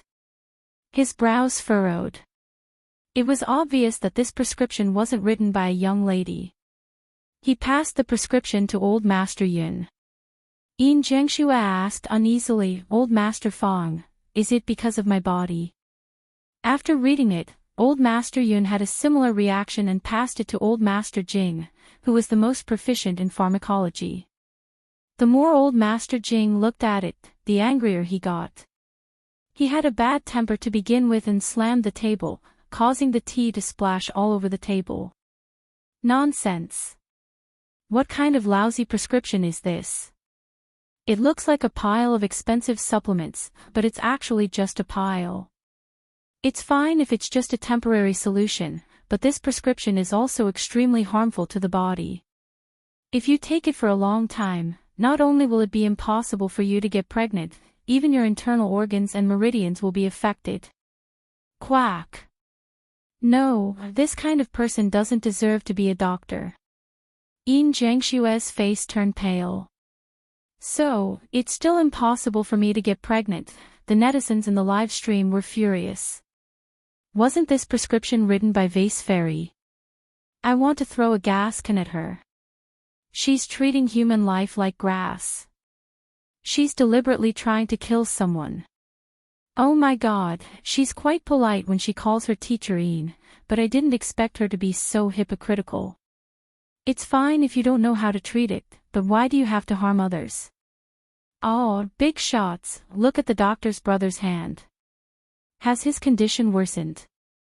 I'm breaking out in cold sweat. F***CK, that's right. She even performed acupuncture on Dr. Xiang. That burning sensation won't hurt his nerves even more, right? Normal acupuncture won't cause burning. The comments were filled with anger, and many netizens even began to curse Xiangyi's ancestors. At the critical moment, Shui narrowed her eyes and said in a calm voice, Mama Yin, that prescription wasn't written by Sister Yi, right? As soon as she said that, someone angrily retorted in the comments, why does Shui always defend Vase Fairy? How dare he lie like that? She clearly wrote the prescription just now. Does she think that the tens of millions of viewers in the live stream are blind? Yin Zhengxue was stunned for a moment. She quickly rummaged through her pockets and realized that there was a prescription inside. Her mind was blown, and it took her a few seconds to calm herself down. She opened it and was filled with apologies. I'm sorry, this is the prescription that little Xiangyi gave me. I'll have to trouble you guys, oh. The little miracle-working doctor opened it. Elder Jing was the first to snatch it over and looked at it carefully. The more he looked, the brighter his eyes became. It could be called a good prescription. However, if he were to perfect the formula, it would be even more perfect. Elder Yun couldn't wait any longer. Let me see. Elder Jing turned around childishly. No. Mine. This was his future disciple, and he should be the one giving pointers. Elder Yun complained to Elder Fong, President, look at him. How can he be so domineering? Elder Fong was also a little speechless. He coughed lightly, indicating that Elder Jing should not go overboard. Only then did Elder Jing reluctantly move the prescription towards Elder Yun. Then, let's look at it together. Elder Yun put on his reading glasses. The two old men, who were more than 100 years old, were full of praise as they looked at it. They were like the bootlickers in music games. This handwriting is as sweet as a tree and as gentle as a breeze. The combination of these herbs is novel and unique. This dosage is also very mild. It's best to use it to nourish the body. Thousands of words turned into a sentence that the two of them slapped their thighs in unison. Wonderful. Chapter 225. That was followed by the exclamation of wonderful. The netizens in the live stream were dumbfounded.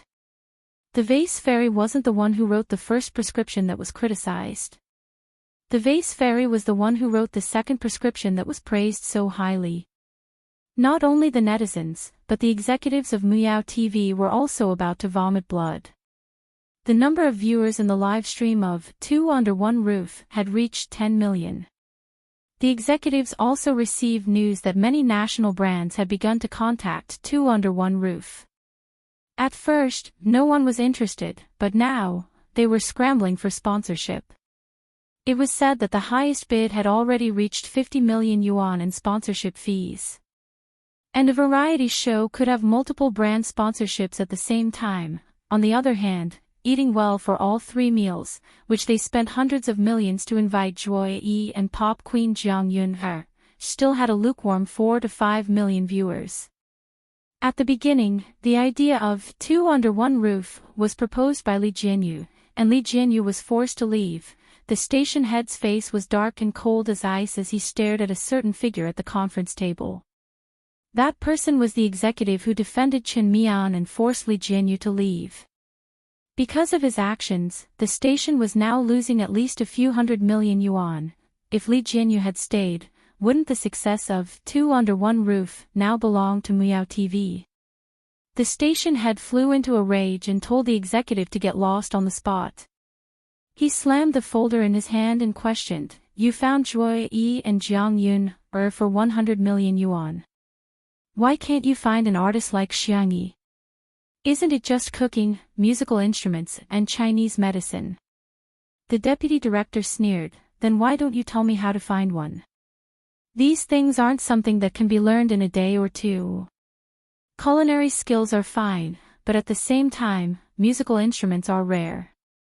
If you include Chinese medicine, aren't you just making things difficult for me? Even if we do find her, do you think that person will have the same conditions as the Xiangyi family's manor? Can there be a high-tech farm that creates jobs for farmers like Little Rabbit Farm? Okay, let's say there is. But who can invite a famous director, an esports god, a designer who won the Muse Award, a popular boy band, a national treasure doctor, and a divine doctor at the same time? If you can do it, why don't you do it?" A series of questions caused the scene to be deathly silent like cicadas in winter. God! Is this woman crazy? The station manager was also stunned. He never thought that the woman who had worked for him for so many years would dare to talk back to him in public. "You're just a woman. Giving you the position of deputy director is already enough of a favor for you, yet you still don't know what's good for you." The station manager was furious, but considering her ability to work, he couldn't just fire her directly. He could only threaten her, "You're suspended without pay immediately and reflect on your mistakes.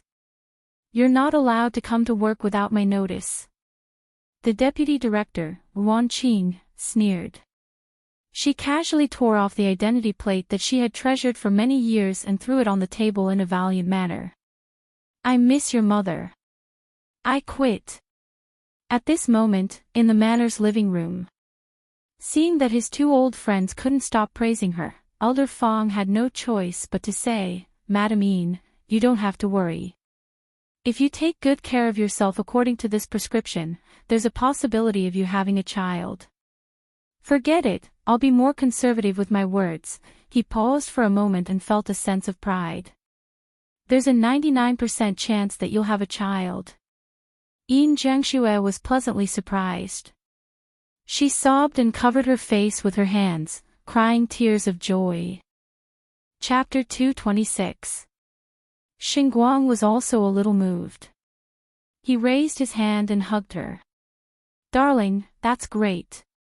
You can finally fulfill your wish. Looking at the loving couple, everyone felt happy for them from the bottom of their hearts. In the live stream, I'm not listening, I don't believe it, I don't believe it. What the F*** CK? Vase Fairy's medical skills are so brilliant. She should be really amazing. After all, these people are all giants in the Chinese medicine industry. I'm just curious how the program team managed to invite them. Li Jianyu happened to catch a glimpse of that comment and thought to himself, I really didn't invite them, the big shots are the ones who came willingly. They don't even need to pay for their appearance. It turns out that pies can come one after another, Dr. Xiang who doesn't need money, the big shots of Chinese medicine who don't need money, and Hades who is paying for it. He was overjoyed and he was grinning from ear to ear. Elder Fong and the other two slightly modified Xiangyi's prescription. Xiang Yi also discussed with them the follow-up diet and recuperation plans. She had the strength to begin with, and she was also humble. One was willing to learn and the other three were willing to teach. In the blink of an eye, they had been discussing for more than half an hour. Xiangyi benefited a lot and the three masters also thought that the ideas she came up with were good. They were full of praise for her. By the way, masters, since you're all here, why don't you take a look at Dr. Xiang's hand? Li Jianyu suggested. He thought that with these masters around, they might be able to help Dr. Xiang's hand heal faster. The three of them naturally had no objections. Xiang Li was also very cooperative. They finished taking his pulse. Elder Jing was the first to speak. If I were to treat him, I would use the method of fighting poison with poison to stimulate him. Although I can guarantee that he will regain some feeling in his hand, I'm afraid there will be other sequelae. Elder Yun said, I'm the opposite of him. The method I can think of is too gentle, but it will take too long. You're in the scientific research field and time is too precious. I'm afraid you can't afford to delay. Elder Fong pondered for a long time before stroking his beard. This world still belongs to the young after all. This acupuncture technique is something that old people like us can't think of. Even if we can think of it, we wouldn't dare to use it carelessly. I've heard of little Xiang's hand injury before. Previously, the descendants of the 9 Needles of the Divine in our country had also thought of using acupuncture to treat him. However, he was already old and was afraid that his hand would be unstable. The younger generation wouldn't be able to take over, so they didn't dare to do it and delayed it for a long time. Elder Fong spoke at a leisurely pace, like a kind grandpa telling a story. Everyone listened attentively. In the end, he suddenly changed the topic. Now that I think about it, it's actually a good thing. Because my little disciple's acupuncture technique is even better. It was even more ingenious. Moreover, it would solve the root cause. It's even more effective. Everyone. What the hell? Elder Fong, did you receive money to advertise? Elder Yun and Elder Jing. I thought you were the most honorable, but I didn't expect you to be the most shameless. Elder Yun said angrily, when did little Xiangyi become your disciple? He's obviously my disciple. Elder Jing was even more direct as he scolded, you two old fogies, stop flattering yourselves. This is the disciple I've taken a liking to. Let me tell you, don't even think about snatching her from me. The three of them quarreled more and more fiercely. The two old grandpas who were almost 200 years old were about to fight. Xiangyi, she was quite confused. The netizens in the live stream were not only dumbfounded, but they were also stunned. Someone guessed weakly, are these three masters here to take in Xiangyi as their disciple? Chapter 227. Someone was dumbfounded. I thought that men would only fight over Xiangyi. I never expected that one day, they would fight to take her in as their disciple, someone even commented on the front line. F***CK. The Huaxia Traditional Chinese Medicine Association posted on Weibo that there were more than a dozen traditional Chinese medicine masters who were late because they couldn't get tickets for the high-speed rail. These masters are all here to take Xiangyi in as their disciple. One of the masters even publicly said that Elder Fang and the other two got a huge advantage because they were from Nanqing. The netizens were speechless. They never expected such a reversal.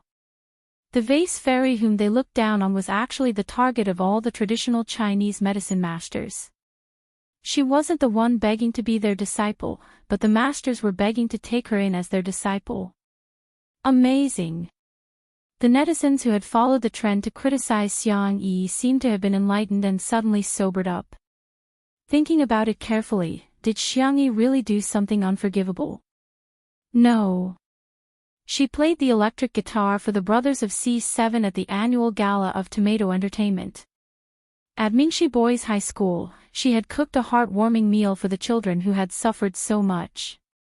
She had even uprooted the prison that was the source of all evil. She performed acupuncture on Xiang Li and wrote a prescription for Yin Jiangxue. She was so tired that the sweat on her forehead could soak the tissue paper. Looking back at the negative comments that they had posted, these people suddenly felt a little upset.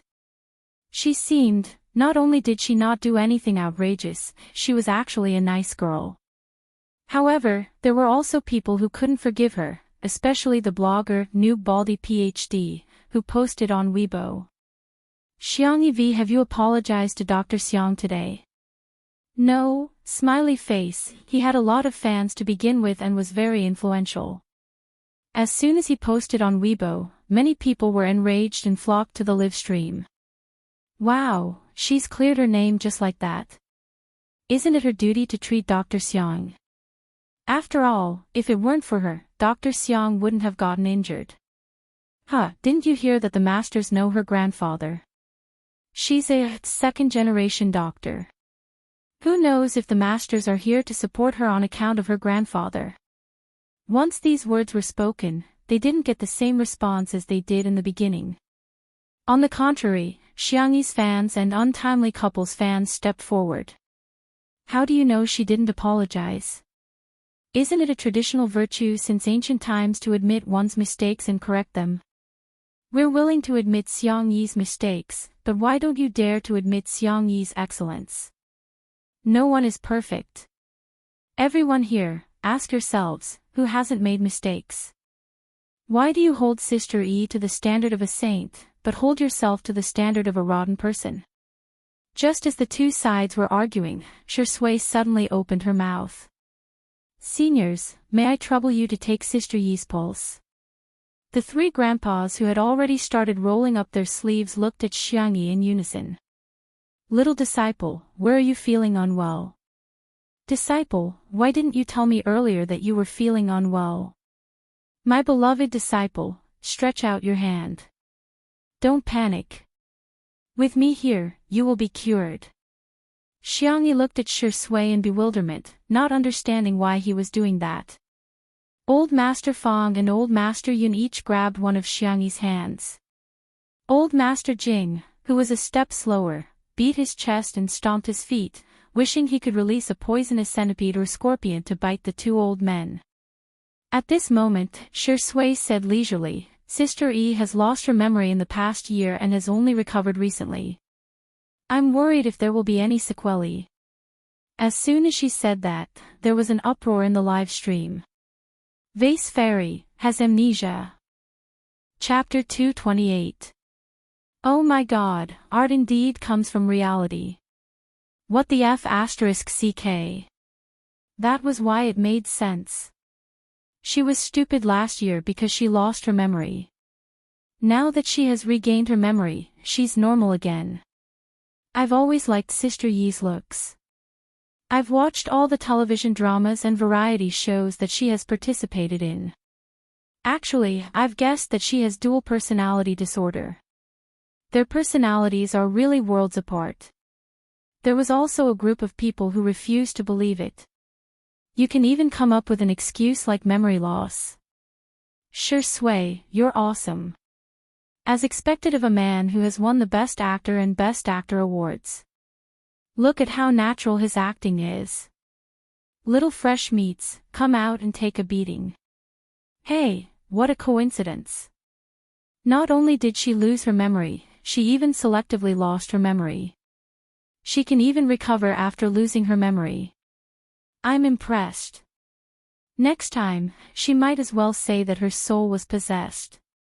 Elder Fong and Elder Yun were extremely cautious and serious when taking her pulse. After a long time, Elder Fong said, "Judging from your pulse, your body is indeed still a little weak. You shouldn't work too hard in your daily life." Before he could finish, Elder Yun interjected, "My dear disciple, you need to nourish your body well. Why don't you come back to the medical center with me and eat supplements for a few years? I guarantee that you'll recover from all your illnesses." Everyone was speechless.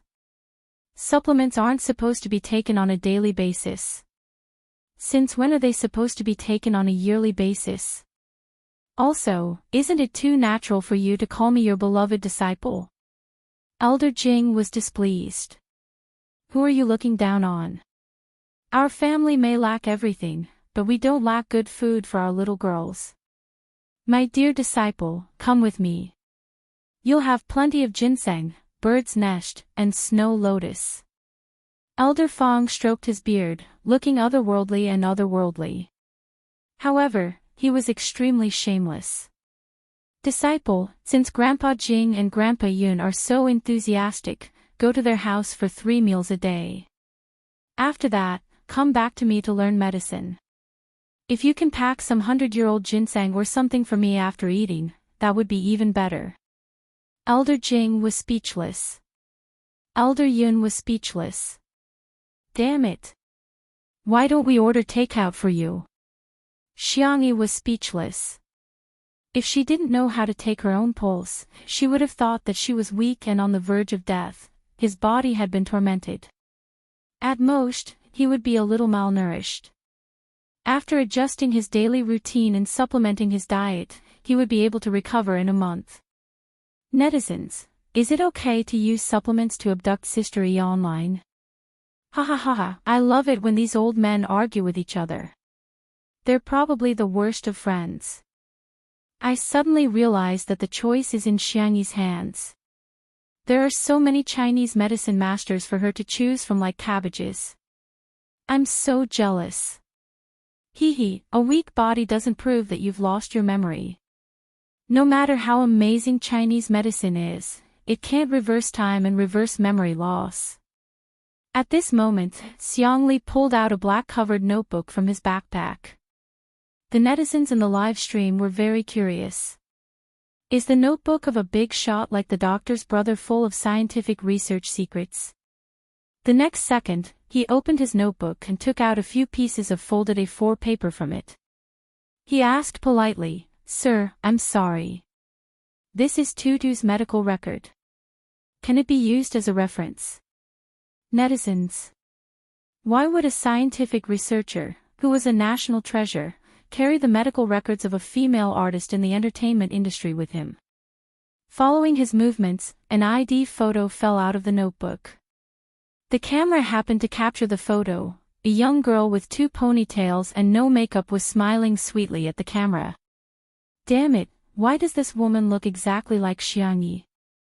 Chapter 229. Apart from Shui, no one else at the scene noticed this little episode. Xiangli calmly picked up the ID photo and put it back into his notebook as if nothing had happened. The netizens watching the live stream were extremely excited. Does Xiangli fancy Xiangyi? I think Xiangli doesn't look at Sister Yi the way a man looks at a woman. Instead, it's the way a brother looks at his sister. Speaking of that, I, a fan of the untimely couple, can't help but say that Sher Sui is staring at his wife like a maniac today. The three masters studied Xiangyi's medical record.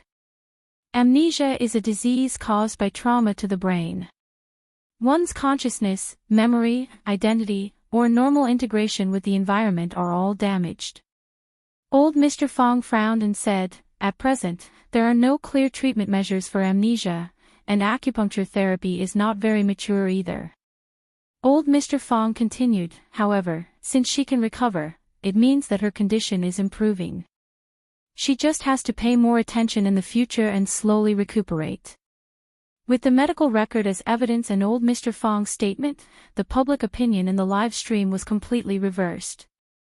So it's because of amnesia. It's been so hard on Xiangyi. She's taking the blame for herself. No wonder her personality is so different. When she lost her memory previously, she was really annoying. Now that she has regained her memory, she's quite adorable. Many netizens had accepted the fact that Xiangyi had lost her memory for a year. However, there were also some who couldn't accept it. They've really put in a lot of effort to clear Vase Fairy's name. Even if she has amnesia, she's still the same person. It means that she's just pretending to be gentle on the surface. She's subconsciously *TCH.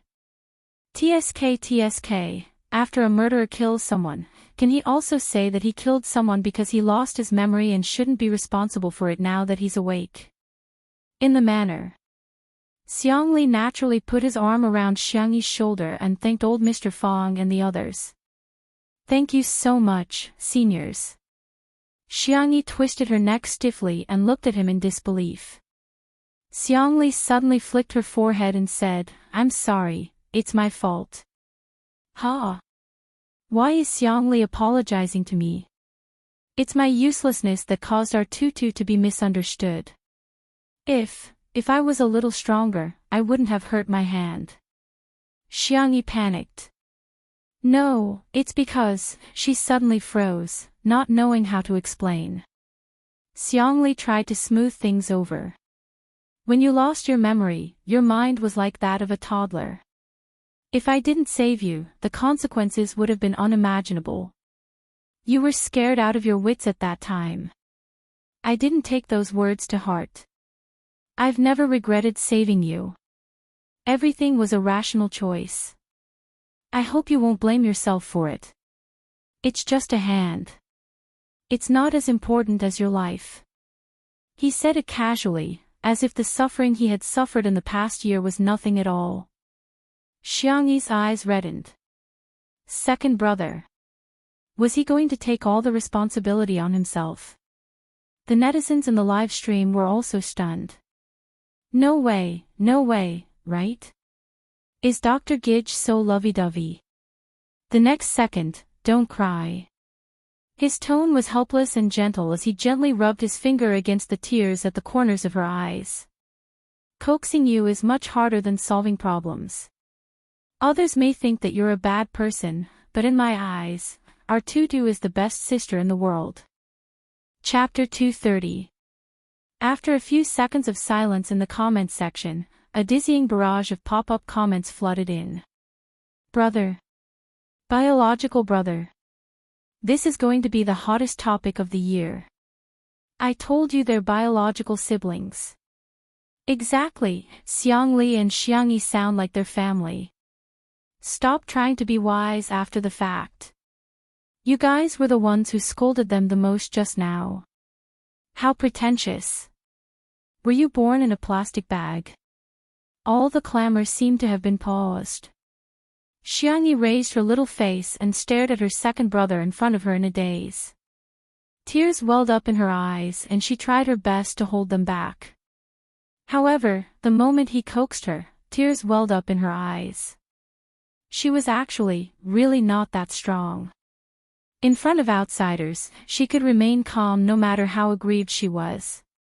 However, in front of her brother, she couldn't keep her cool at all. As soon as his sister started crying, Xiangli immediately panicked. He was indeed not good at coaxing girls. All he knew was to pat her back clumsily, again and again, patiently and gently. Shui remained silent and turned to the side to block the camera for her. However, she didn't disturb her and Xiangli, "Do you want some candy?" Xiangli asked as he took out a milk candy from his trouser pocket. Shui was speechless. Looking at the familiar brand of milk candy, his eyebrows twitched. Is giving out candy a coaxing technique that's been passed down in the Xiang family for generations? Xiangyi sobbed and said, I just want to cry." As soon as she spoke, the hearts of the fans in the live stream melted. "I declare that from now on, I'm a mommy fan. Damn. Sister E is so meek in front of her brother. I really want to rub her in." I understand, Xiang Yi. I'm in the advertising industry and I can smile even when I'm scolded by clients and leaders every day. However, whenever my mother calls me and asks if I've eaten, I cry. On the other hand, the blogger named Noob Baldy PhD immediately deleted several long Weibo posts that berated Xiangyi. In front of the screen, he felt extremely guilty. He was not a fan of Dr. X at all. He had deliberately pretended to be a fan of Dr. X and was just trying to attract more traffic.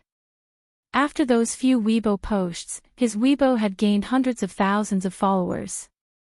It was even more than the number of fans he had accumulated over the years of running Weibo. In this era where traffic could be converted into cash, this meant that his Weibo could receive more promotions and earn more money. He originally thought that he was quite smart, and the feeling of standing on the moral high ground to judge others was really too good. Who would have thought that Xiangyi was Dr. X's biological sister? In this way, his indignant denunciation had all become a joke. But Dr. X and Xiangyi were both so busy, so no one would argue with him, right? Thinking up to this point, Baldy decided to get lucky and registered a Smurf account. Since the number of views on the anti-celebrities Weibo was so high, why would he still want to be a campus tree-hole blogger? 10 minutes later. The wind at dusk was chilly, and everyone was cooling off in the pavilion of the manor. Xiangyi had already gotten a grip on her emotions. After calming down, she felt a little embarrassed. She actually cried in front of so many people. A piece of watermelon was suddenly stuffed into her hand. She looked up and made eye contact with Shui's deep and narrow peach blossom-shaped eyes. He smiled and said, "Have a piece of watermelon to hydrate yourself." Feeling a little embarrassed, Xiangyi said, "Thank you." She held the watermelon and nibbled on it. Little did she know how excited the fans of the couple were. Shui cut the sweetest part of the watermelon and gave it to Sister E. Rounding it up, this was the wedding candy. Open your mouths and eat the candy. Chapter 231. Mommy, I'm so jealous. Sister E looks like a little bunny when she's eating the melon obediently. Just now, Shui blocked the camera for Tutu. Previously, he also blocked the camera for Tutu when she was sad. This man is really considerate, oh whoa. What the hell is a big cotton-padded jacket? Are you trying to make me laugh to death so that you can inherit my emoji package? At this moment, the top cultists collectively went out to fight, refusing to let go of any candy. Although there were still some haters, they were soon drowned out. Elder Fong and the other two took a tour of the manor and were about to leave, but they smelled the aroma of food wafting from the kitchen. Elder Yun was proficient in the art of food therapy. After smelling a few Chinese herbs, he clicked his tongue and said, "Since my beloved disciple is making medicinal cuisine, I'll force myself to stay for dinner." The netizens were dumbfounded.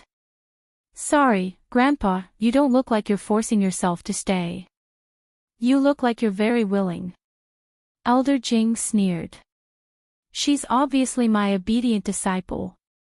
Seeing that the two of them were about to argue again, Elder Fong suddenly said, "Why don't we accept her as our disciple together?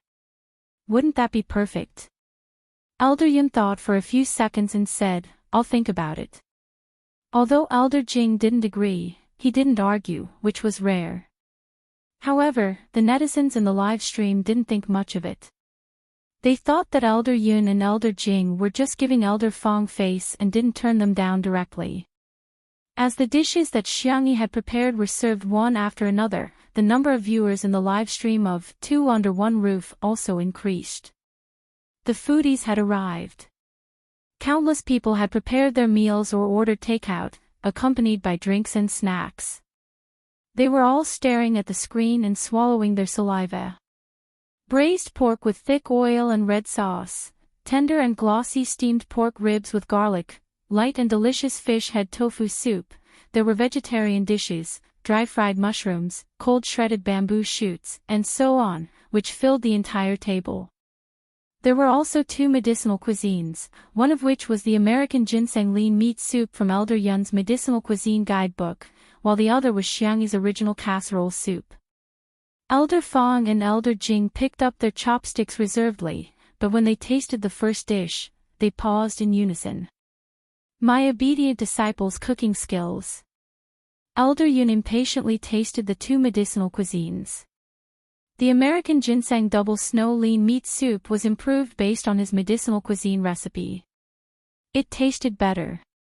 As for the casserole soup, through the combination of food and fine cooking, it looked, smelled, and tasted perfect. He had truly achieved the point where medicine borrowed the taste of food, and food aided the medicine's medicinal properties. Bitter medicine had turned into delicious medicine. After drinking 2 bowls of soup, Elder Yun suddenly put down his bowl with a solemn expression. Xiangyi said gently, "Grandpa Yun. Is the food not to your liking? Why are you calling me Grandpa Yun?" Elder Yun pretended to be angry. "Call me Master." Elder Jing was anxious.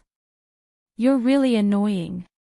However, Elder Yun said earnestly, "Come, my beloved disciple, this is your second master." Elder Jing. Elder Yun turned his head and looked at Elder Fong. Elder Fong suddenly had a bad premonition. As expected, Elder Yun made a gesture. "That's your third master." In the live stream, is old Yun crazy? How can he accept a disciple like this? That's right, other people have a master with a few disciples. How can there be a few masters with a disciple? Damn, Elder Yun is probably tricking others. Elder Jing and Elder Fong are such proud people, especially Elder Jing, who has a bad temper. He'll definitely refuse. In the next second, Elder Jing, who had never said anything good in his life, held back for a long time before saying, "Old man, you're really likable," the netizens. Chapter 232. Fong Lao picked up a piece of red braised pork with his chopsticks. The thick sauce wrapped around the pork, and the juices splashed out when he took a bite. The sweet and fresh taste permeated every bit of the meat. He squinted his eyes in satisfaction and enjoyed it for a moment before he said slowly, "You're right. In terms of age, I'm the oldest, so you should call me master. Second brother, third brother, you should call me eldest brother." The netizens. Why? Why? Why? Why did Elder Fong, the president of the Chinese Medicine Association, fall for her? Xiangyi, who suddenly had 3 masters, was speechless. The girl didn't know whether to laugh or cry. Grandpa Fong, Grandpa Yun, Grandpa Jing, although I'm very interested in medical skills, I'm afraid I don't have time to learn recently. Since she had promised to record Two Under One Roof, she had to do what she said. Otherwise, it would make things difficult for Shi Sui and Li Jinyu. Elder Jing looked around and said, "The scenery here is beautiful and the air is pleasant. I can stay here and teach my beloved disciples some medical skills." Elder Yun, "Yes, it's quiet here and suitable for meditation." Elder Fong, little disciple, you won't dislike me, right? Sigh, we're old men, it's inevitable that people will dislike us. Xiangyi hurriedly said, that's not what I meant. Grandpa, you can stay as long as you want. I'm just afraid that I won't be good enough and will let you down. Elder Fong had been waiting for her to say that. He winked at his entourage and someone immediately brought over a brocade box and respectfully placed it in front of Xiangyi.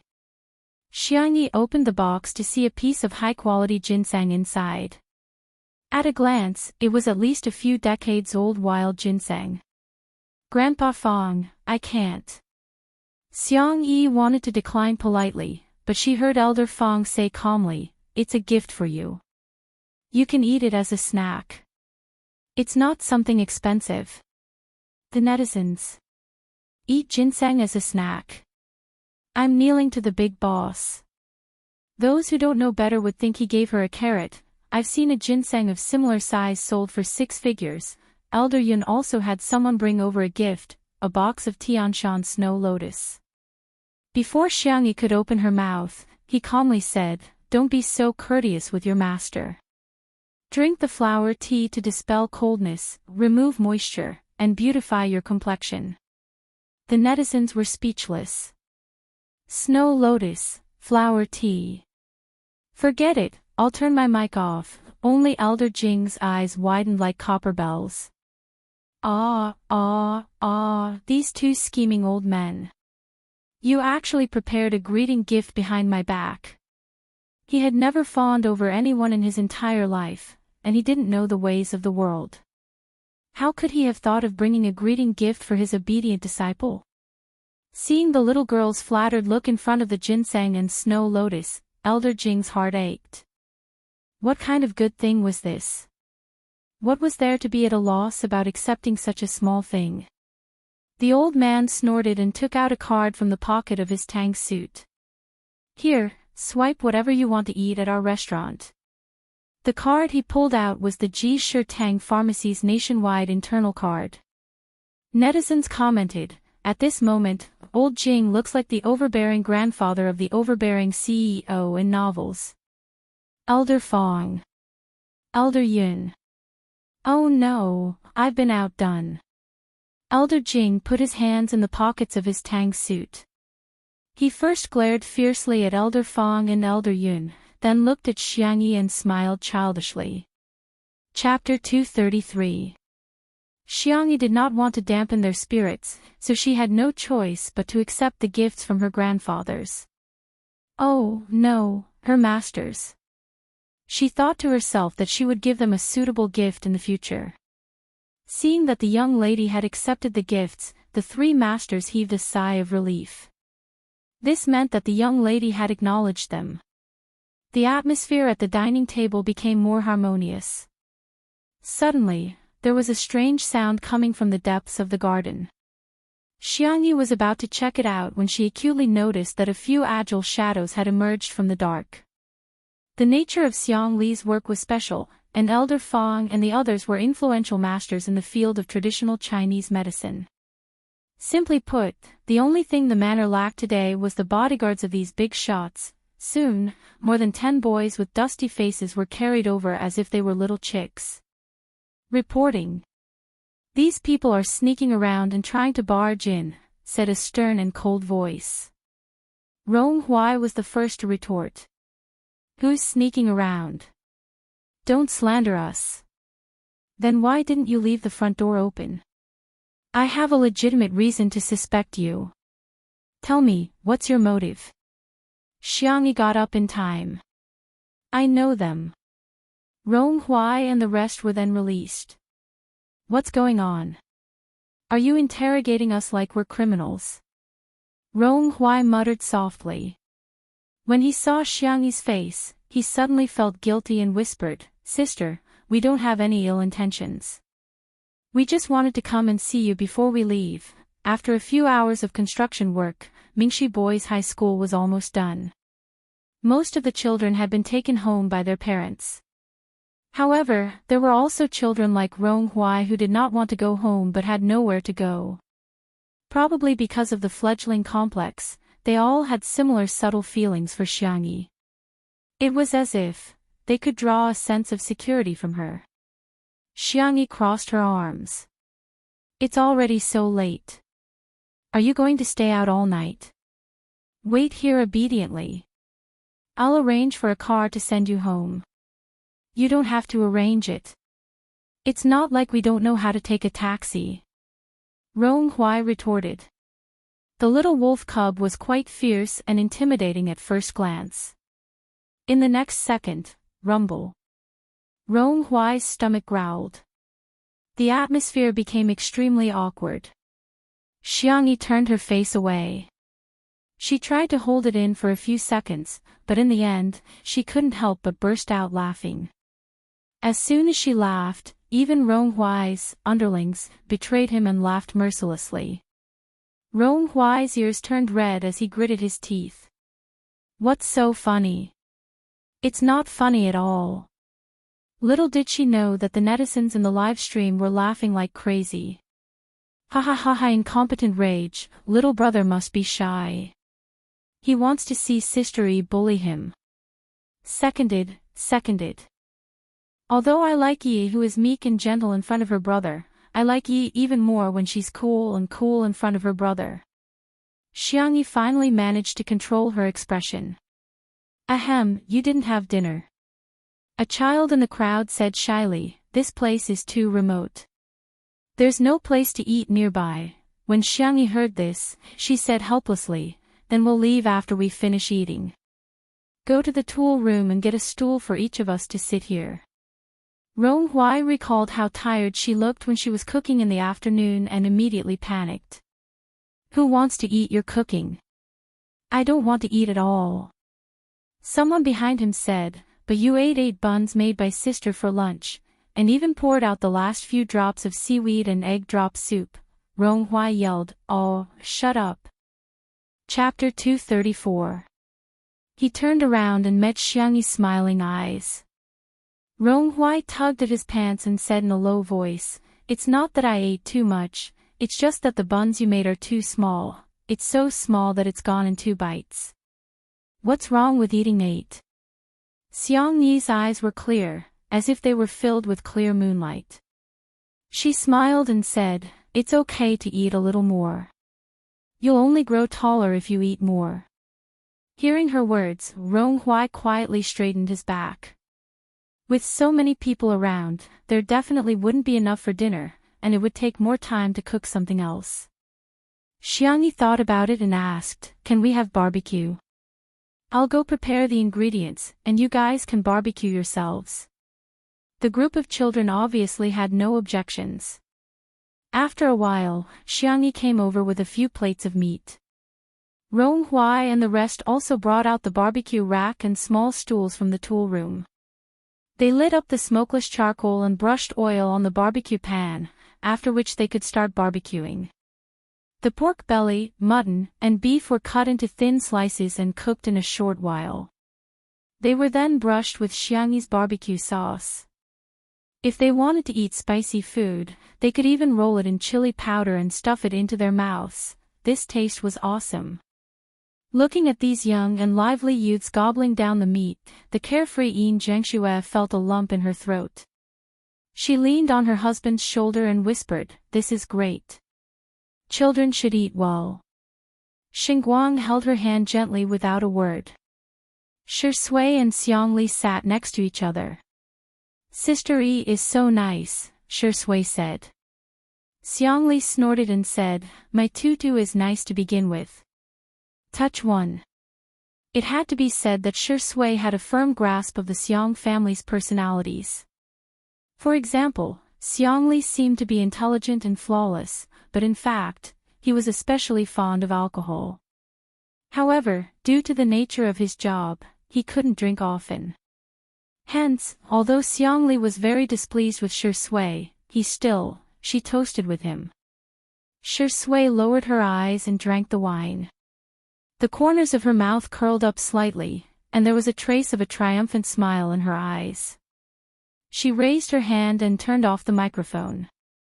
She deliberately lowered her voice and said in a lazy and magnetic voice, second brother-in-law, since you've drunk the wine, when do you think it's appropriate for me to deliver the betrothal gift?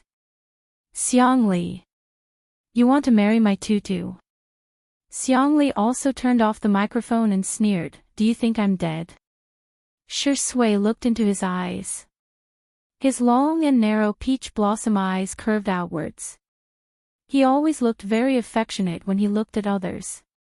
He was very good at acting innocent and pure. Then, it's not impossible for Tutu to marry me. Xiangli. F***CKU. Have some shame. He had never seen such a shameless person. In fact, Shi Sui knew that she couldn't hide it from Xiangli, so she decided to come clean. Xiang Qi had a chance to see his feelings for Xiangyi when they met. As for Xiang Feng, with Xiang Feng's IQ, he would probably only be able to see it on the day of the baby shower. A slender figure appeared next to him. It was Xiangyi who had returned from preparing the ingredients. Shi Sui chuckled. Thank you for your hard work. It's nothing. I just cut some meat. They washed the vegetables themselves. Xiangli suddenly stood up and patted Shi Sui on the shoulder. Change seats with me. Bastard, don't even think about coveting my sister. Shi Sui kindly changed seats with him. Soon, Xiangli began to tease his sister. The kid you were talking to just now was quite handsome. Xiangyi, fortunately, brother, you're the most handsome. Xiangli raised the corners of his mouth. Then, he lowered them and asked a question. Then, who's more handsome, me or Shi Sui? Xiangyi. Chapter 235. She was obviously hesitating. When her cherry lips moved slightly and she was about to speak, Xiangli sneered. Is this something that you need to hesitate about? Shouldn't she immediately blurt out that her brother is the most handsome person in the world? I just think that you two are both handsome in your own ways. Xiangyi, who had a strong desire to survive, tried to salvage the situation. But I think you're the most handsome. Shi Sui, who had changed seats, happened to form a corner with Xiangyi's seat. Hence, he could see all of her movements and expressions without any scruples. Hearing her words, he raised his eyebrows. Xiangyi turned her face and stole a glance at Shi Sui, only to accidentally make eye contact with him. That was awkward. She then corrected herself. Brother Shi Sui, you're very handsome too, especially handsome. Ha! Xiangli laughed coldly. The livestream viewers burst into laughter because of the conversation between the three of them. Ha ha ha, Sister E is so cute when she's caught in a dilemma. My PhD brother actually has such a childish side. I don't believe it. Indeed, men are like children who never grow up. Xiang Yi has had a hard time taking care of Xiang Yi today. Xiang Yi was conflicted for a while before asking weakly, Brother, do you think Brother Shi Sui is handsome? Xiang Li said, he's ugly. Shi Sui's expression remained unchanged. However, Xiang Yi said seriously, Brother, you're stepping on him. It's wrong to praise him and step on him, Walla. Xiang Li's heart cracked. She's protecting that dog of a man just like that. Also, you're obviously lying through your teeth. Brother Shi Sui is indeed very handsome, Walla. Xiang Li's heart was completely shattered. Xiang Li was furious. He picked up the glass of wine and downed it in one gulp. Xiang Yi was a little nervous. Brother, are you angry? A certain actor's entire body was filled with the fragrance of green tea. Sister E, it's all my fault. I made Xiang Li unhappy. Don't worry about it. Just let him do whatever he wants. I don't mind at all. Xiang Yi said subconsciously, how can I blame you? Xiang Li became even angrier. Fong Lao and the others were all young. After the meal, they chatted for a while before Xiang Yi took them to the guest room to rest. The group of youths were still barbecuing, but Yin Zhengxue was talking to Rong Hui. No one knew what they were talking about, but Rong Hui suddenly looked at Shi Sui and stared at her for a few seconds before quickly looking away. Rong, your face is made for the big screen. You should really consider entering the entertainment industry. Yin Zhengxue said with a smile. Perhaps it was fate, but she found Rong Hui particularly pleasing to the eye. She could not help but give him a few pointers. I heard that your cultural results are not particularly good. If you start preparing for the arts exam now, you can make it in time. Rong Hui pursed his lips and said sullenly, "Thank you, I'll consider it seriously." He was a little hooligan, but he could tell right from wrong. He could sense Yin Zhengshue's kindness. Let's add each other on WeChat. If there's anything you don't understand, you can ask Auntie. After the two of them added each other as friends, Rong Hui suddenly asked softly, "Auntie Yin, can I become as capable as him?" He refused to say Shi Sui's name awkwardly, but his eyes landed on Shi Sui. Yin Zhengxue touched the wolf cub's head and said, "Anything is possible, but, are you interested in acting? I can recommend a few schools to you then." Rong Hui did not answer, but he already had an answer in his heart. He just wanted to be closer to someone, just a little closer. Until, standing at a position where he could stand shoulder to shoulder with her. Chapter 236. It was getting late at night. Xiangyi came out of the villa, only to find that the courtyard was still too dark with only a few street lamps and the lights from the production crew. She went to the tool room and dug out a few handmade lanterns that she and her brothers used to make. Rong Hui and the others came over. "Wow, there are actually lanterns with candles now. Sister, do you want to hang this? Do you want a ladder?" Xiangyi said, "No, you can just pass it to me." "Ha! But can you reach it?"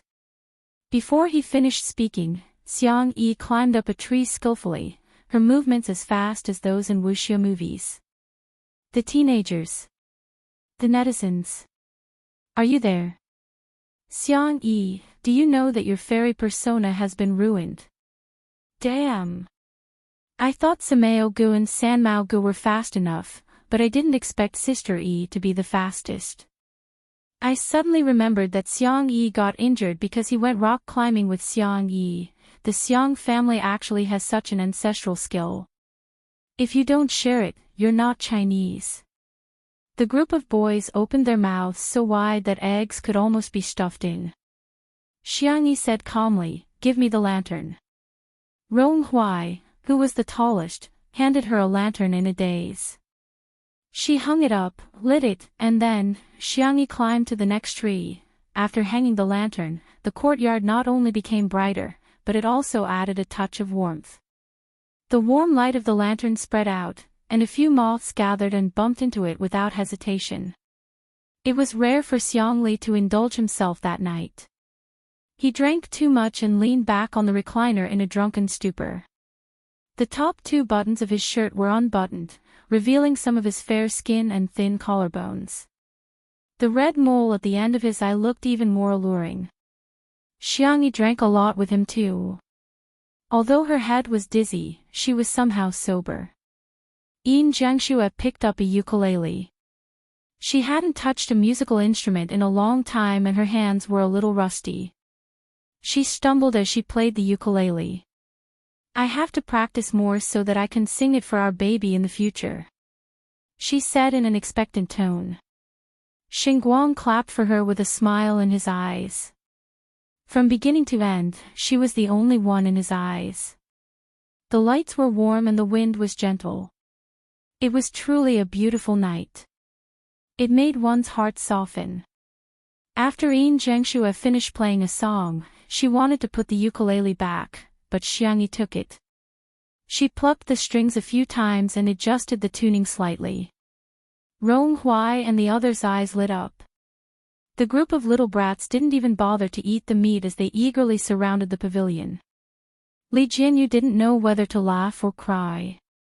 Hey, you guys are blocking Sister Yi's camera." The children were laughing and joking, pushing each other and chasing each other away. They quickly made way. In the live stream. "Aw, is Sistery going to sing? Boo-hoo, these kids are like two different people from the day. They're laughing. They must really like Sistery. They're afraid of blocking the camera, so they're tiptoeing to get a closer look. It's so annoying. I want to cry again, cack," a simple and pleasant prelude sounded. The ukulele's unique clear tone might not be that impactful at first, but it was inexplicably harmonious with the warm night. The red sun rises, its bright light the river flows out, a vast ocean.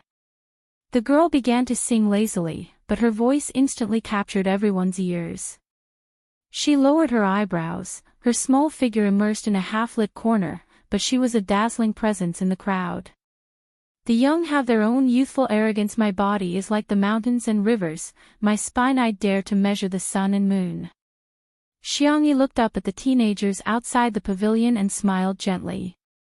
She hummed gently as if she was coaxing a child, but it had an incomparably shocking power.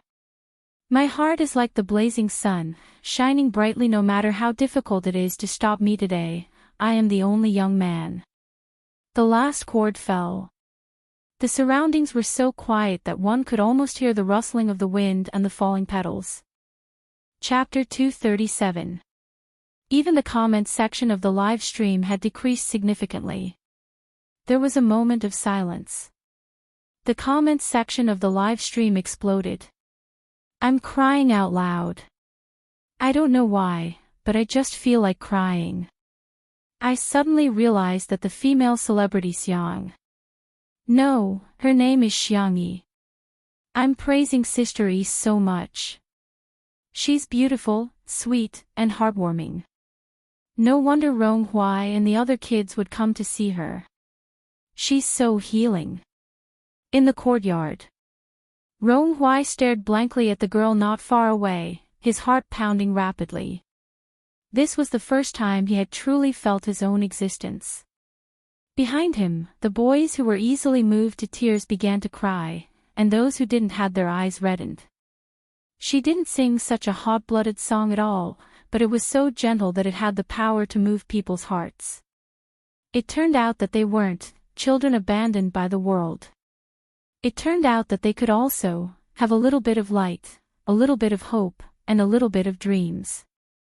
They were still youths with limitless possibilities. Their hearts were like blazing suns. Even Li Jianyu couldn't help but wipe away his tears. In the beginning, he still had some doubts about Shi Sui's invitation to Xiangyi to appear on Two Under One Roof. However, he now understood that it wasn't Two Under One Roof that made Xiangyi successful. It was Xiangyi who made Two Under One Roof happen. The live stream ended for the day. Rong Hui and the others also got into the car and left safely. Before they left, they cleaned up the yard and even took away the trash. It was as if they didn't want there to be any filth in Xiangyi's house. Everyone returned to their rooms. Xiangli had really had too much to drink, so much so that he was walking unsteadily. Although Shi Sui bickered with him, he still treated him as a friend. Hence, he helped him back to his room. When Shi Sui came out of the bathroom after taking a shower, his gaze darted to the bed. Something's wrong. He frowned and strode forward, lifting the blanket roughly. However, after seeing who it was, he paused in his actions. It was Xiangyi. The girl was curled up into a ball and sleeping obediently. Shi Sui was speechless. He carelessly wiped his hair a few times and said with some helplessness and amusement, "That's true. Even the big drunkard is drunk. How could the little drunkard not be drunk? She was probably drunk when she was singing. No wonder she smiled so sweetly to everyone, especially that little brat named Rongrong." Shi Sui's gaze fell on the girl's delicate face. She was hugging a pillow and breathing evenly. Her hair was scattered on her cheeks. Shi Sui raised her hand and brushed it away for her. "Aren't you too trusting of me?" Shi Sui chuckled. "You even dared to enter my room and climb into my bed, He wasn't afraid that he wouldn't be human anymore. Shui sighed and stared deeply at Xiangyi for a few seconds.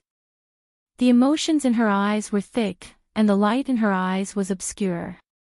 He patted the girl's shoulder twice. Wake up. Go back to your room and sleep.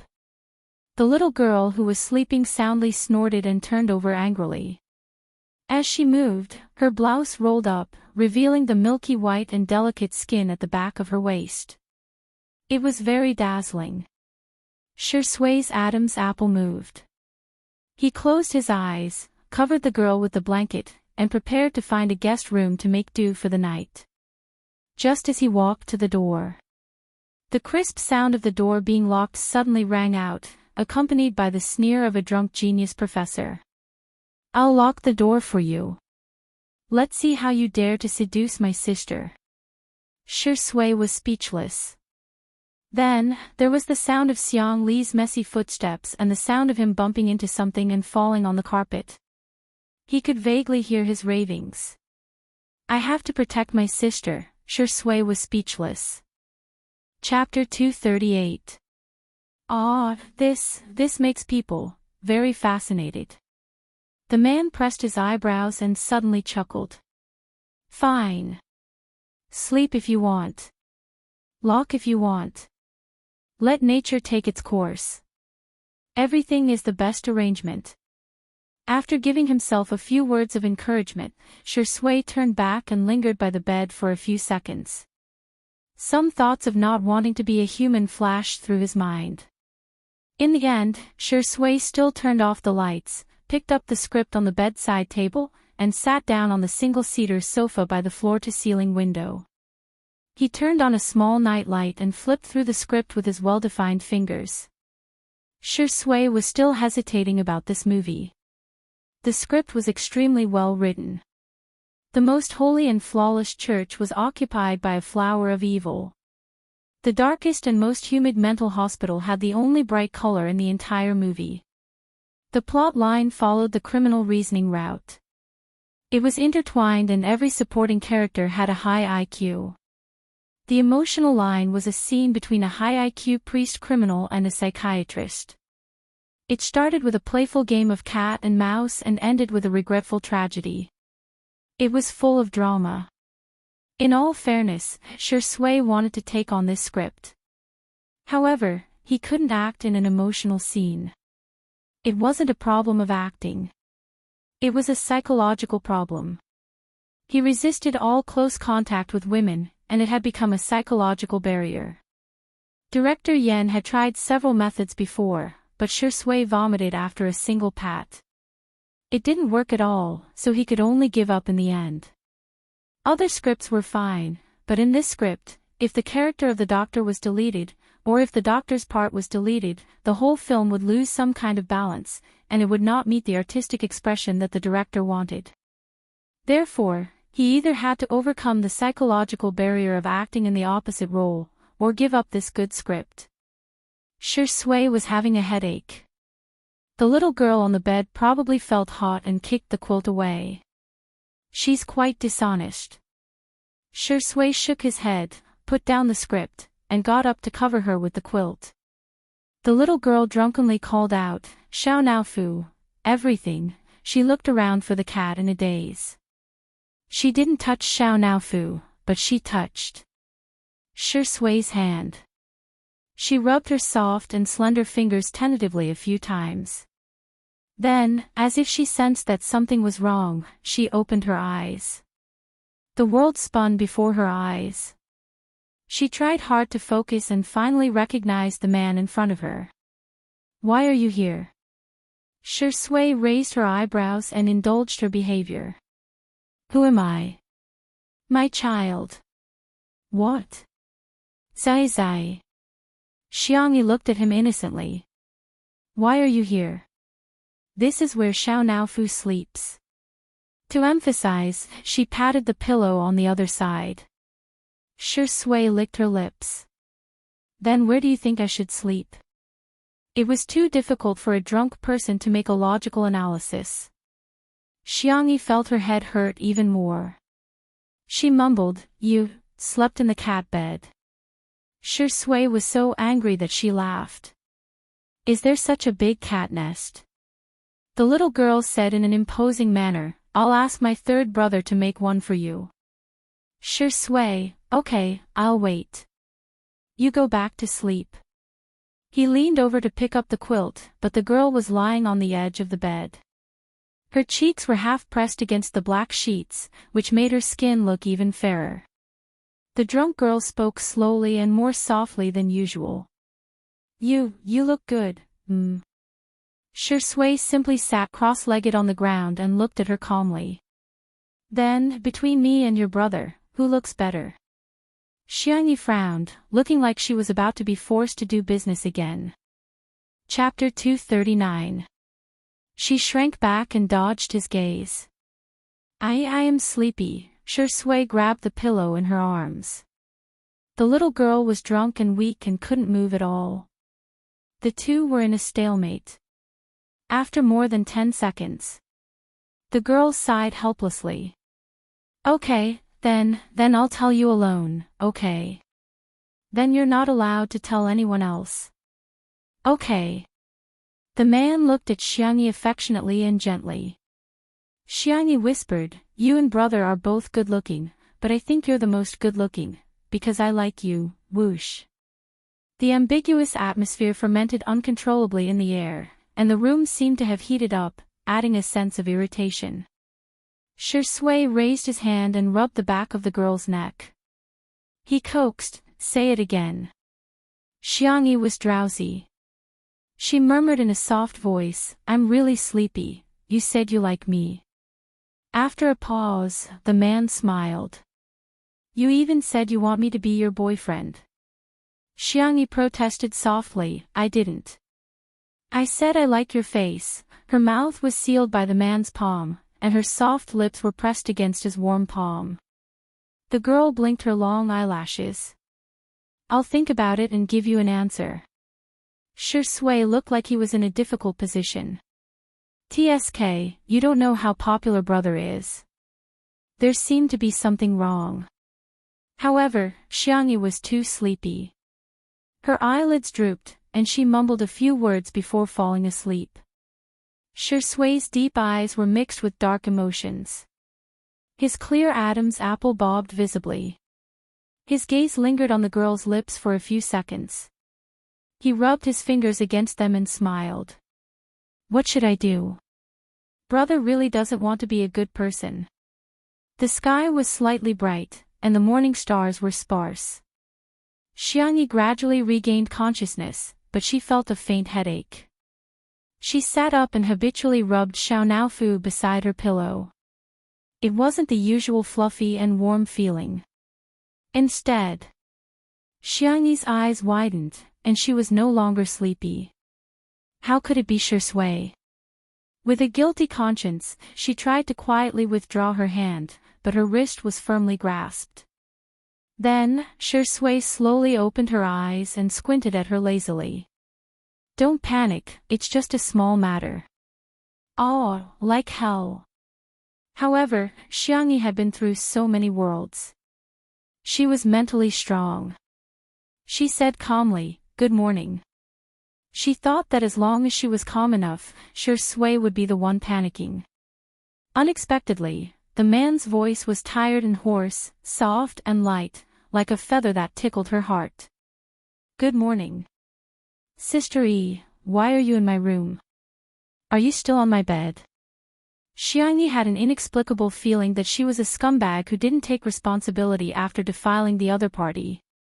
Ahem, if I say that I'm here to tuck you in, would you believe me?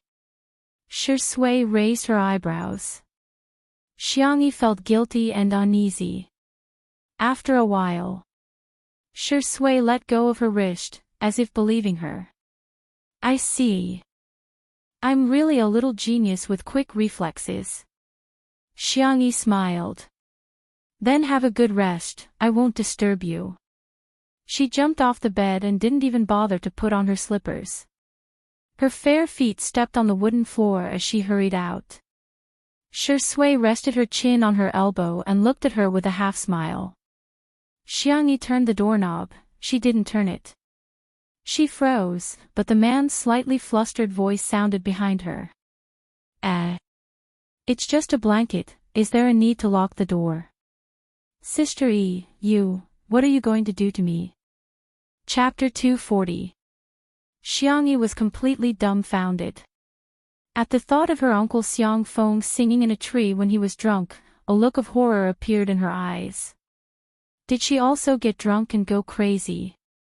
For example, breaking into Shi Sui's room and taking advantage of him sleeping. What did she do last night? If you like Big Brother, you can just tell me.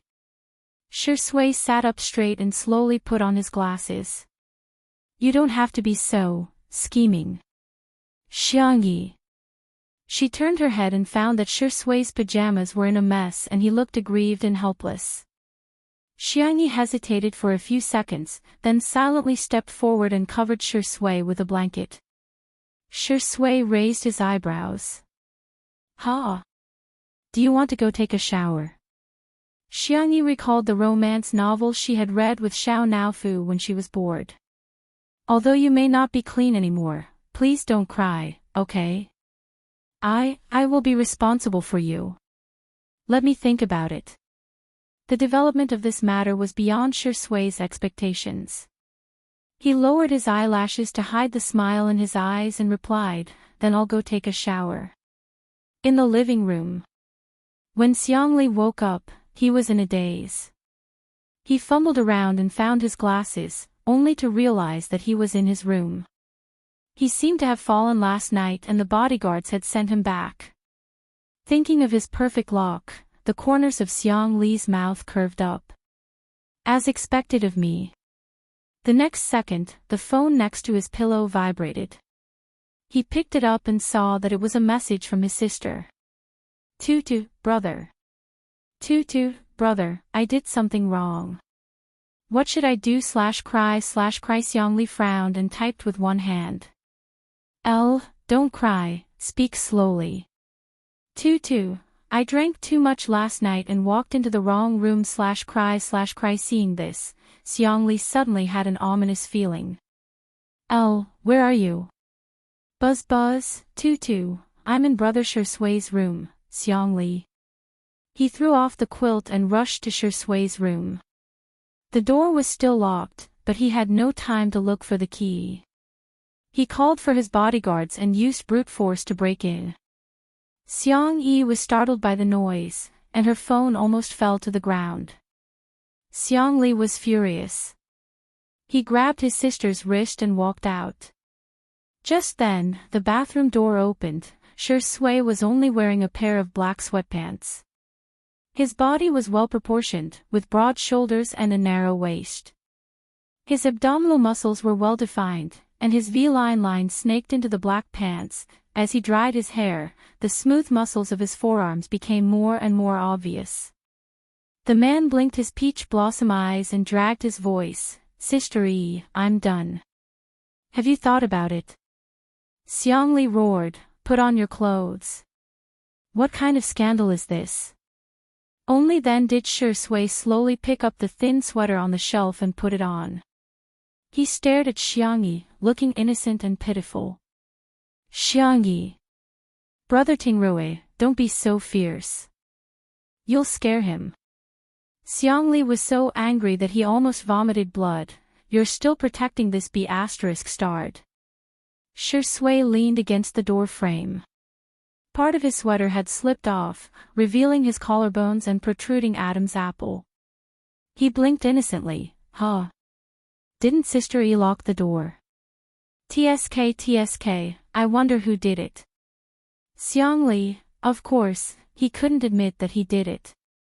Otherwise, he would turn from a genius brother to a fool brother in front of his sister. Xiangyi tugged at her brother's sleeve and whispered, Brother, I don't know who locked the door, but I think I took advantage of him, Xiang Li. Xiangyi looked pitiful. How can I take responsibility for it to show my sincerity? Xiang Li. You even tricked my tutu. King Shi Sui, are you still human? Chapter 241. Xiangyi was pushed out of the room by her brother. Then, the door was slammed shut. Before the door was closed, Xiangyi saw her brother rolling up his sleeves. Are they going to fight? She wanted to go in, but she heard her brother yelling through the door, "Go back to your room." Then, Sui's gentle and calm voice sounded. "Don't worry, I'll have a good chat with your brother." Xiangyi scratched her head and chose to believe them. She walked towards her room. Her hungover brain was slower than usual, so she didn't notice that someone was secretly taking photos of her coming out of Sui's room outside the floor-to-ceiling window. In the kitchen, porridge was simmering in the casserole pot, and the fragrance of the rice wafted out through the crack in the door. Xiangyi wanted to make up for it, so she made a particularly sumptuous breakfast, which was all Sui's favorite dishes. After spending time with him for the past few days, Xiangyi had already figured out his preferences. His palate was light, carnivorous, and he especially liked to eat fish and shrimp, which was a bit similar to Xiao Naofu.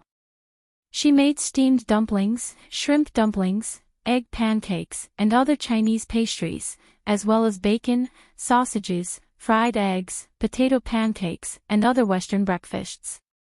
She even fried a fish for Xiao Naofu. Xiao Naofu was nestled in a hammock on the top floor of the luxurious cat villa, chewing its paws in a fit of pique. It saw Xiangyi coming out of Sui's room. Boo-hoo, this stupid woman has changed her mind. I'm no longer her favorite. I'm not going to talk to her anymore. However, when Xiangyi came over with the grilled fish, Xiao Naofu's nose twitched, and it began to drool. Xiao Naofu, it's time to eat, Xiangyi coaxed softly. No. I can't forgive her just because she coaxed me. Xiao Naofu. Xiangyi scratched the back of Xiao Naofu's neck. Don't be angry with me, okay? I've coaxed you twice. Xiao Naofu counted in its heart. Xiangyi murmured, everything, little baby, if you don't eat, the grilled fish will get cold. 3 times. Forget it, I'll just reluctantly forgive her. Xiao Naofu flipped over and extended its claws at Xiangyi. Meow, Xiangyi raised her eyebrows and took it down from the hammock. She patiently tore the grilled fish into small pieces and fed it bit by bit. Xiao Naofu's belly was round as it rolled around on the ground in satisfaction. Xiangyi threw it a few balls to play with and got up to do her morning exercise outside. Behind the small kitchen, there was a villa where the staff of the production team lived. Xiao Liang was the camera assistant of the production crew. He had just graduated not long ago and was at the age where he was impatient. His salary was considered high among his peers. However, he lived in this large manor every day and watched the bright and beautiful stars coming and going. It was inevitable that he would feel a little unbalanced. What right did these people have to have all this without working hard? And he could only get a few $1,000s a month. The aroma of the rice grew stronger and stronger, spreading from afar. Xiao Liang was displeased. That female artist named Xiangyi is really hypocritical. She only cooks for us once in a while. At other times, we have to order takeout or solve our own problems. Since she's already cooking, what's wrong with cooking more? We're all humans, why should we treat them differently? As for whether Xiangyi would have a hard time cooking for dozens of people, that was not within his consideration. He gritted his teeth and found a paparazzi that he had accidentally added on his friend list. He typed, "There's a video of Shirindi and Xiangyi. How much are you willing to pay?" During the morning rush hour, an explosive video instantly attracted everyone's attention. Chapter 242. The blogger who broke the news had a notorious reputation, but the netizens were keen on gossiping and would always curse while watching the drama unfold. Gossip Frontline v. Shocking. At the filming site of a well-known variety show, a certain female celebrity couldn't bear the loneliness and broke into the male guest's room in the middle of the night for a tryst. She didn't come out until the morning. The female guest's brother flew into a rage when he found out about it, Deeply ashamed of himself for having such a shameless sister, there was a 10-second video attached, in which a slender girl came out of the room with two men behind her. The blogger was very tactful. He didn't mention any names and even blurred out everyone's faces. However, the more he tried to cover it up, the more curious he became. The comments section was extremely lively. Let's squat in the front row and see the name of this disgusting female guest. Oh my god, those clothes. I think I know who she is. Hey, the two men behind her have such good figures. Maybe this female celebrity is trying to get in between the two brothers' beautiful romance. Don't say that, it's disgusting. Let me decode the code. The variety show is Two Under One Roof, and the female guest is Xiangyi, who has been in the limelight recently, while the male guest is Shui, the best actor. The older brother is a PhD student named Xiangli, who is very impressive, seriously. I watched the live stream yesterday and had a good impression of Xiangyi. Why is she causing trouble again today? She's always seducing men. The news caught them off guard, but Xingchen Entertainment, which Shui was in, still immediately released a statement. However, Tomato Entertainment, which Xiangyi was in, didn't respond for a long time, which inevitably caused people to speculate. Little did they know that Tomato Entertainment felt that it was also a way to make a name for themselves. Once they gained popularity, they could even help the company's newcomers. Why would they go against money? Anyway, Xiangyi had been scolded all this while, so what if they scolded her a little more? In the manner. After having breakfast with Xinguang, Yin Zhengxue exchanged contact information with Xiangyi and reluctantly said goodbye. Although the three masters wanted to stay behind to teach, they were all tied up with miscellaneous matters and could only make an appointment later. Only Xiangyi, Shui, and Xiangli were left at the dining table. Brother Shui, try this xiaomai. Brother Shui, this shrimp dumpling is also delicious. I added less salt according to your taste. Brother Shui, do you want another bowl of congee? I'll get it for you. Xiangli gritted his teeth. It's not like he doesn't have hands. Shui said kindly, Sister E, you don't have to be so nice to me. Anyway, I'm used to it. Your second brother is in a bad mood. You should coax him more. Xiangli, if it weren't for the fact that Shui was still a decent person last night and nothing had happened between the two of them, he would have ordered his bodyguards to break this guy's legs. With his intelligence back, Xiangli's eyes lit up. Tutu went to your room. Didn't you feel anything? Hearing this, Xiangyi also felt that something was wrong. Shui wasn't tricking her, was he? I drank a lot last night too, Shui said calmly. This was the truth, but he wasn't drunk. However, this sentence successfully misled Xiangyi. If it were someone else, Xiangyi might have questioned it. However, she had a natural sense of trust when it came to Shui. After all, in her memory, Shui had always been a gentle and reliable older brother. Little did she know that the gentlemanly image was just an illusion. The big tail behind him had been wagging long ago. At this moment, Li Jinyu rushed in. Chapter 243. Daddy sure, bad news. There's news about you and Sister E. Li Jinyu was sweating profusely as he handed the phone to Shui. Xiangyi tilted her head to take a look but was stopped by Li Jinyu. It should have been leaked by our crew. I'm investigating it now. Sister E, don't worry, I'll definitely give you an explanation. Xiangyi immediately understood and asked calmly, someone is scolding me. Li Jianyu was a little helpless. Yeah, soon, Shui's manager, Si Chuanbai, called and he got up to the balcony to pick it up. Si Chuanbai said concisely, the announcement has been made. I need to confirm with you whether the two of you are in a relationship. If you are you going to make it public? I'll have to prepare for the next step. Shui looked up at Xiangyi. Not at the moment. You Are you serious? Si Chuanbai was slightly stunned. I'll just ask directly. Is she worth it? She's worth it, she answered without hesitation. Si Chuanbai was silent for a while before saying, all right, I understand. Since it's your choice, I'll respect and cooperate with you. Then you. She chuckled lazily. Aren't you going to wish me a happy marriage in advance? The originally serious atmosphere was forcefully diverted by Shui's flirtatious words. Si Chuanbai took a deep breath and mocked, you're not even in a relationship and you're already thinking about getting married? Why don't you find a naming master to help you come up with a few baby names? Alright, remember to find a master who's more expensive. Thank you. Xiangyi also received a video call from Nan. On the screen, Nan was crying with a head full of colorful hair. Boo-hoo, they're so bad.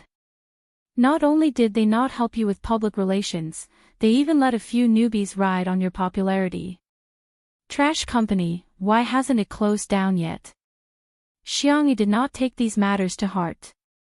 To her, it was far less important than what to make for lunch. Alright, don't cry. Xiangyi comforted him. If it really goes bankrupt, won't you lose your job too? Nan sniffed. Then when the time comes, I'll be Tony's teacher and raise you by washing, cutting, and blowing. Xiangyi couldn't help but laugh. She imagined the scene and inexplicably felt that it was quite suitable for Nan. How can you still laugh? When the brothers from C7 heard about it, they were about to cry. Tell them that I'll find a way to solve it. Really? And, do you want to come for lunch? I'll make your favorite braised pig trotters. Gulp. In the video, Nan clearly swallowed his saliva. Oh, all right then. See you at noon. He hung up the phone. Xiangyi met her brother's gaze. Xiangli frowned and tapped the table with his left hand. The time between each tap was exactly the same. How are you going to resolve this? Xiangyi said frankly, I don't know. Xiangli's eyebrows twitched. Then why did you make such a solemn vow? The girl's face bloomed into a smile, revealing her small dimples. Because I have you. If it was in the fast transmigration world, she would have desperately fought to survive. But now, she wanted to rely on her brother a little. Oh, idiot, you can't even do this. Although he said that, Xiang Li's eyes were full of smiles. He coughed lightly. You want me to help you? Beg me. Xiangyi clasped her hands together and softly said coquettishly, Brother, I beg you to help me, okay? Wait. Xiang Li interrupted her. He skillfully turned on the camera and said in all seriousness, Let's do it again. I didn't record it just now. Chapter 244. Other than doting on her, what else could her brother do? Xiang Yi opened for business. Brother, I beg you, stop, I don't even deserve an adjective. The most talented and handsome brother in the world, I beg you to help me. That's it. Where's your sincerity? I don't feel it at all. Brother, you're the best. I'll make you anything you want to eat. Do your hands hurt? I'll give you a massage. After recording for more than 10 minutes, Xiangli finally chose one and sent it out one by one. 2. Not so smart Xiaoxido, not so silly Xiaoxido, big brother with a decent IQTO, little uncle not smart. Not long after, Xiangli received a reply. Not so smart Xiaoxi, little sister is so cute. Not so silly Xiaoxi, she even praised me the day before yesterday for being the best brother. Cry/ball, little uncle not smart, you're bullying little Xiangyi again. Big brother with a decent IQ, Big brother with a decent IQ, she's back. Sanction used an affirmative reply. Xiangli smiled and replied, yes. Big brother with a decent IQ, confirm if that person will appear again. Seeing this, Xiangli frowned slightly. He suddenly felt disgusted when he thought of the existence that had occupied his sister's body for the past year. In fact, Sengchen had already noticed that something was wrong from the beginning. That was why Sengchen signed the agreement to restrict Xiangli from causing trouble. After interacting with Xiangli, Xiangli had also guessed it. Xiangqi had his suspicions, but he wasn't sure. Xiangyu had a vague feeling that his sister was acting strangely. As for Xiangfeng, it was better not to mention it. In the manner. The filming was done at night on weekdays, so the staff still had a lot of free time during the day. Xiaoliang looked at the balance on his cell phone and was extremely excited. It turned out that a piece of news could be sold for so much money. After tasting the sweetness of it, he was thinking about how to shoot a more exciting video. If he did it a few more times, wouldn't he be able to become rich? Seeing the girl watering the flowers with a watering can in the sea of flowers outside the window, greed appeared in Xiaoliang's eyes. If he put a few pinhole cameras in her bedroom and bathroom, he might be able to get a video that could be sold at a sky-high price, or he could threaten her. Thinking of the FRB kneeling at his feet and begging him, Xiaoliang felt great. Just as he was searching for a camera on the internet. Bang! The door was kicked open by someone. Looking at the few well-built bodyguards at the door, Xiaoliang was scared witless. His voice trembled uncontrollably. "This is my room. It's too disrespectful of you to barge in like this." These bodyguards had been secretly protecting Xiangli all year round, and they had long developed the habit of obeying orders. He didn't waste any more words with him and directly carried him to the courtyard. "Hey, what is the meaning of this? Let me go." Xiaoliang yelled, "I'm the assistant cameraman of the production crew. Do you guys have any respect for our production crew?" When the staff saw this, they all gathered around. "What's going on? Hey, what right do you have to do this? Directorly, look at them. This is too much." Li Jinyu's face was cold. Quiet. He was usually joking around, and the average age of the staff was young, so no one was afraid of him. However, when Li Jinyu became serious, the scene suddenly quieted down. "The news on Weibo today was a mistake by our production crew. Here, in addition to apologizing to teacher Xiangyi, I also want to seek justice for teacher Xiangyi." Chapter 245. Li Jinyu's sharp gaze shot towards Xiaoliang. Xiaoliang's face was pale and his forehead was covered in cold sweat. However, he refused to admit it. "Are you suspecting me? How could I do such a thing?" Li Jinyu said coldly, "If you admit it now, I won't hold you legally responsible." He wanted to give Xiaoliang one last chance. However, Xiaoliang thought that he was bluffing. Didn't he just take a video? Why would he be held legally responsible? Moreover, he had deleted all the chat records and used a distant relative's bank account to collect the money. In his opinion, he had done a perfect job. "I didn't do it. I swear.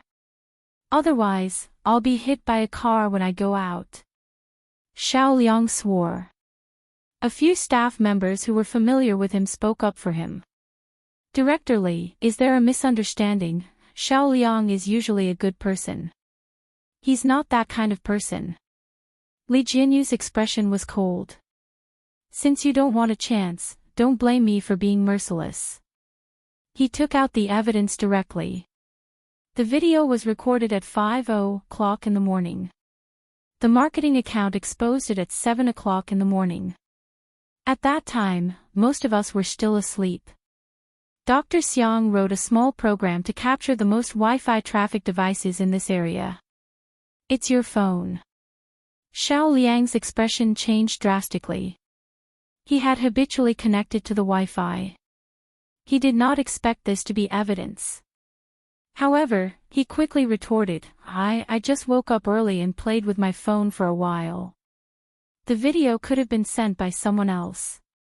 Li Jianyu said, "How long are you going to be stubborn?" Dr. Xiang traced the source of the video. "It was sent by your device." Then it could have been sent by someone else using my phone." Xiao Liang's words were full of loopholes. The staff members who had spoken up for him earlier felt their hearts turn cold. Seeing this, Xiao Liang decided to go all out. "So what if I was the one who took the video? Why don't you blame Xiangyi for seducing Shui? Why are you blaming me?" Li Jianyu was so angry that he wanted to vomit blood. "Invading other people's privacy, and you still think you're right? If she had kept her private life in check, I wouldn't have been able to take that video," Xiao Liang said with conviction. At the end of the day, it was her fault. The next second, a certain Siscon doctor grabbed his collar with one hand. His eyes were dark and murderous. Xiao Liang wailed, "Someone's been beaten up, someone's been beaten to death. Help!" Li Jianyu was speechless. He had never seen a thief crying thief. Xiang Li suddenly smiled. "What do you think is more terrifying than death?" Xiao Liang froze. "It's a life worse than death." Xiang Li raised his eyebrows. "Do you want to try?" Xiao Liang's pupils dilated. He was a little scared. He subconsciously searched for Xiangyi. She had a gentle temper and was easy to talk to. As long as he begged her properly, she would definitely forgive him. Not far away, the young girl looked calm. She was still watering the flowers unhurriedly, as if she did not take this matter to heart. "Teacher Xiangyi. I was wrong. I know I was wrong. I'll apologize to you, okay? I'm still young and ignorant. Please don't take it to heart." Pfft, a chuckle came from the handsome man beside the young girl. Shui was obviously smiling, but his peach blossom eyes seemed to be mixed with ice. There was no trace of warmth in them. "You think you're worthy of calling her name?" Chapter 246. The man's aura was too strong and overwhelming.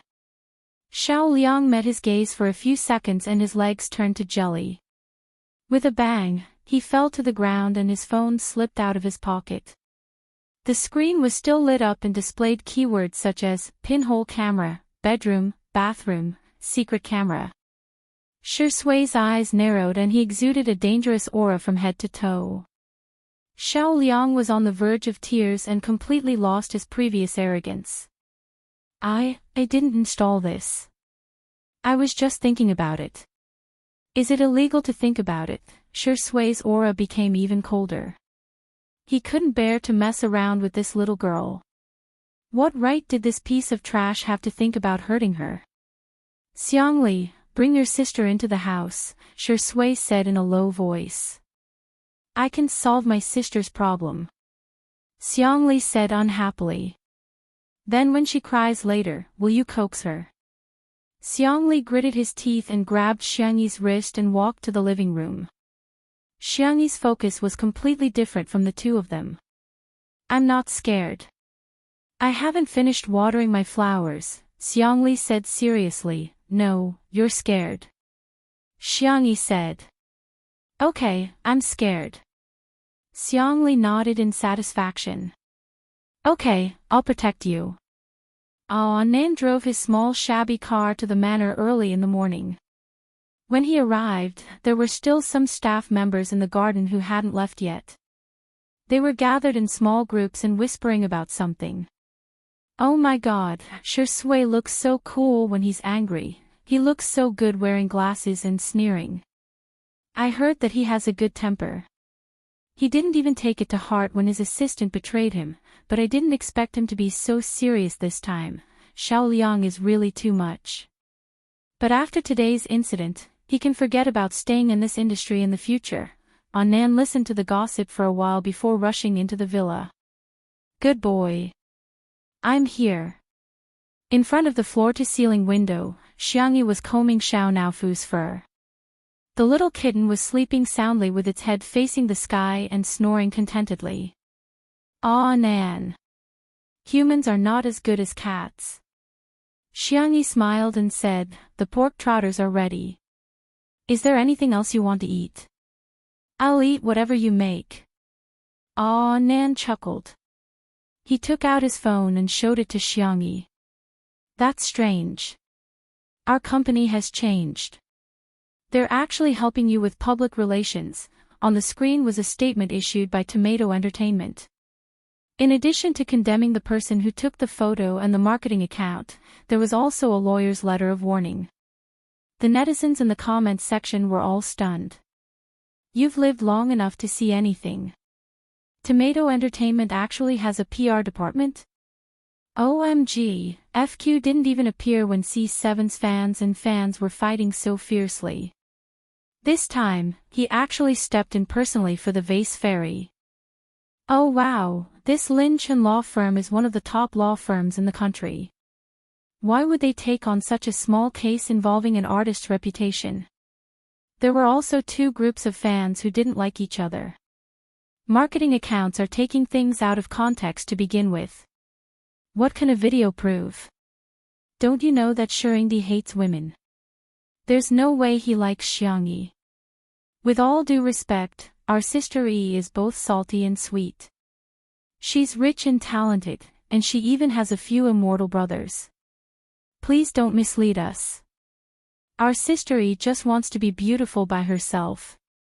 But more than that, the CP fans were celebrating. There should be a dozen more trending searches like this. We're in the same room.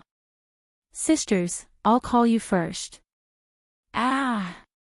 In 2 days, I'm going overseas to shoot a double magazine cover. I don't care, I don't care. Honey. Moon. Duck. Chapter 247. I know about the magazine cover. She heard that this was a resource that third brother brought into the production team. But what's the meaning of a honeymoon? Also, what does untimely is real mean? Xiangyi rested her chin on her hands, feeling extremely confused. Was it because she hadn't surfed the internet for too long? Why couldn't she understand what everyone was saying?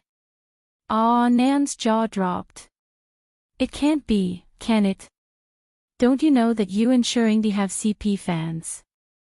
Xiangyi. It's been a little popular recently. You guys are no longer the Arctic Circle couple. I even went to eat some candy. I have to say, everyone is really a girl under a microscope. Ah, Nan sighed as he searched for the topic, untimely boyfriend, for Xiangyi. He skillfully entered the comments section, signed in, and forwarded the comments section. Then, he found the best posts and showed them to Xiangyi. A few minutes later, Xiangyi looked a little absent-minded. It seemed a little sweet. Could this be the legendary I kowtow to myself. What are you looking at? Xiangli poured a glass of water and sat down beside them. Ah, Nan urged, it's a super story. Brother, do you want to see it? It's very sweet. It's a must to relieve stress. Really? Xiangli lowered his head to look at her, wanting to have more common topics to talk about with his sister. Untimely super sweet, Shursue's sister E is moved, edited. Sweeter than first love. Did today's untimely official proclamation, from the first meeting, 10,000 years have passed. Thousands of characters fan minute. 2 minutes. Xiangli maintained the same posture and did not move. However, his expression became more and more solemn. However, Anand still asked heartlessly, brother, how is it? Isn't it beautiful?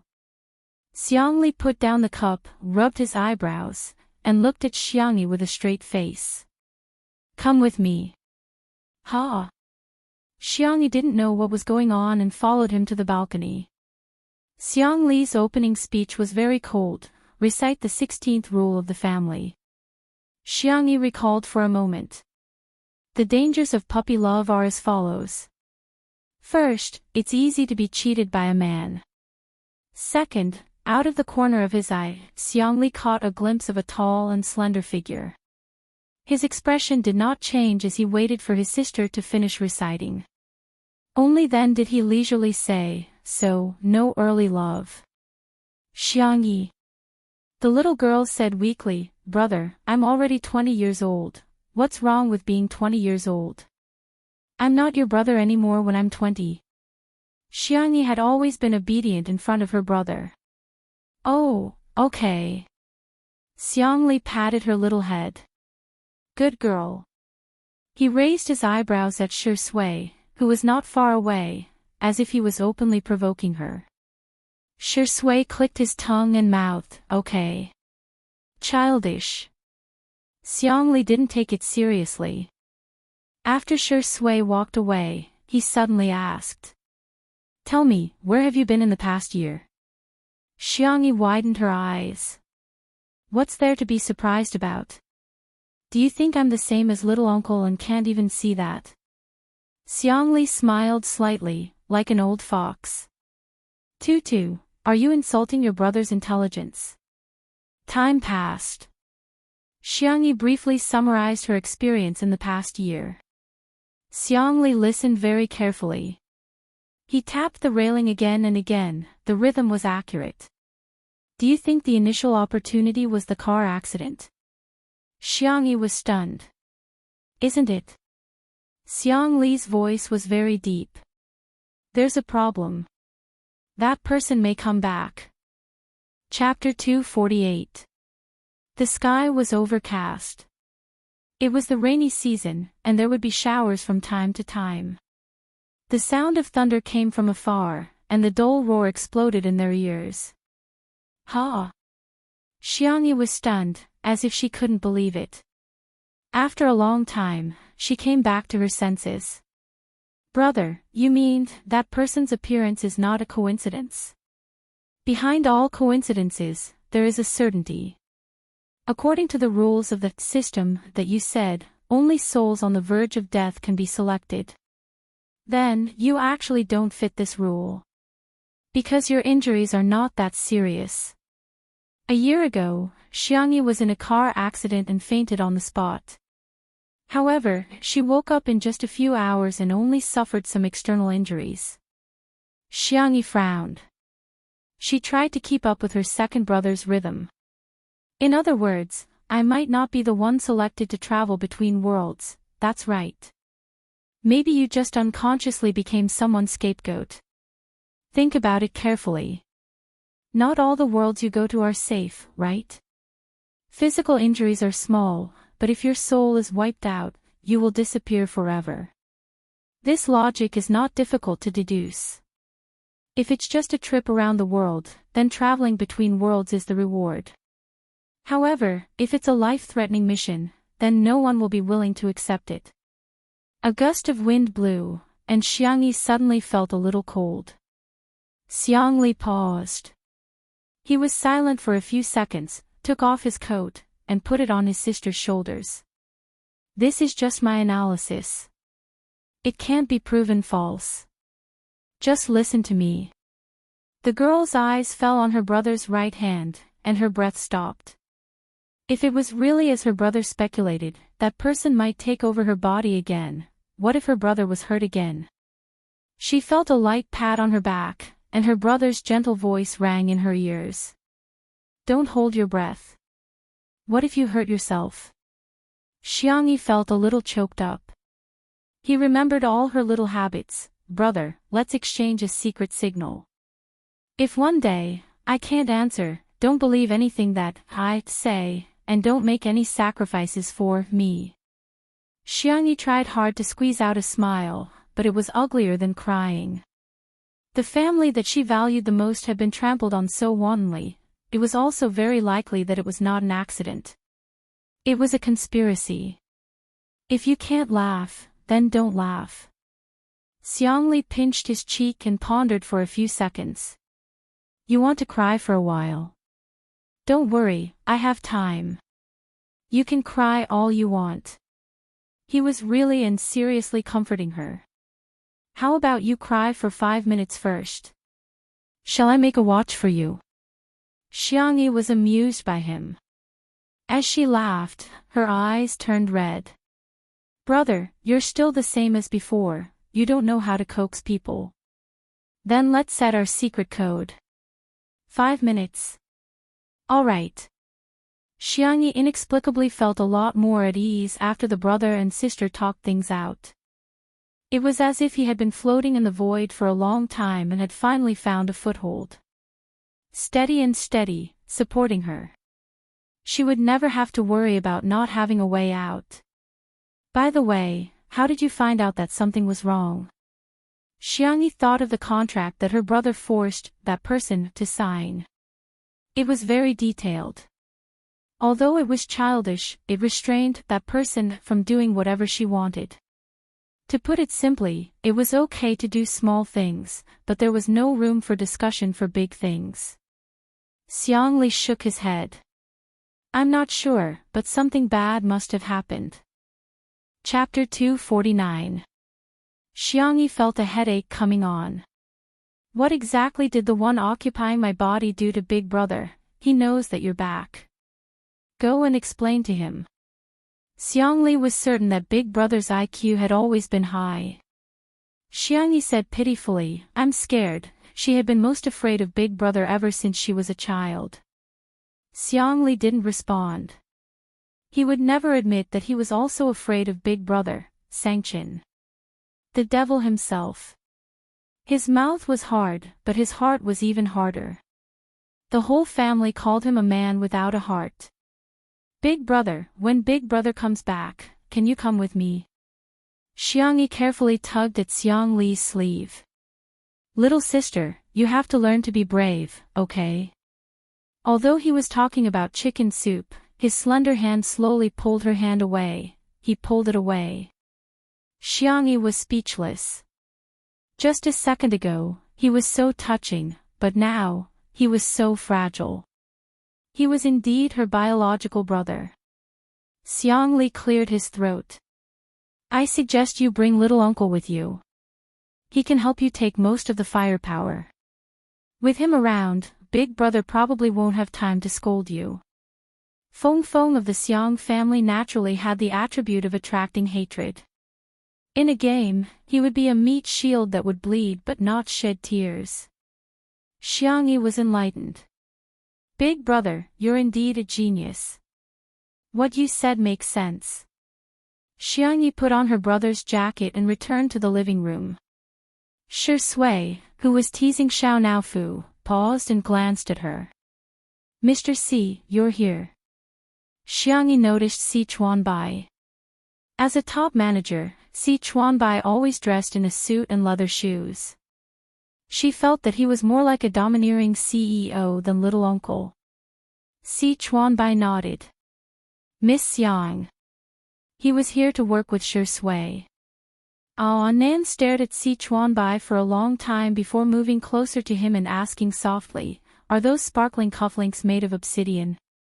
That envious look in her eyes was similar to when she bought a 5-cent popsicle when she was a child and saw her classmates eating a 5-yuan milk popsicle. Si Chuanbai. He smiled politely. Yes. Nan immediately let out a heartfelt sigh. Wow. They were both agents, but Si Chuanbai was clearly an elite in the workplace, and he's a social animal at best. Si Chuanbai, on the other hand, felt that Xiangyi's manager was too unreliable.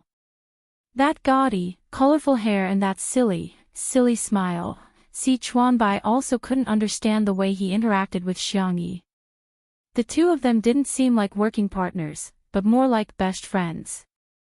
Nan was hungry before dinner time, so Xiangyi made him a bowl of noodles mixed with scallion oil.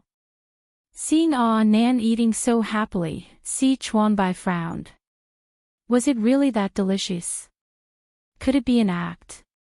But when lunch was served, braised pig trotters, braised chicken feet, braised duck neck, braised dried tofu, braised mushrooms, a rich aroma assaulted his nostrils.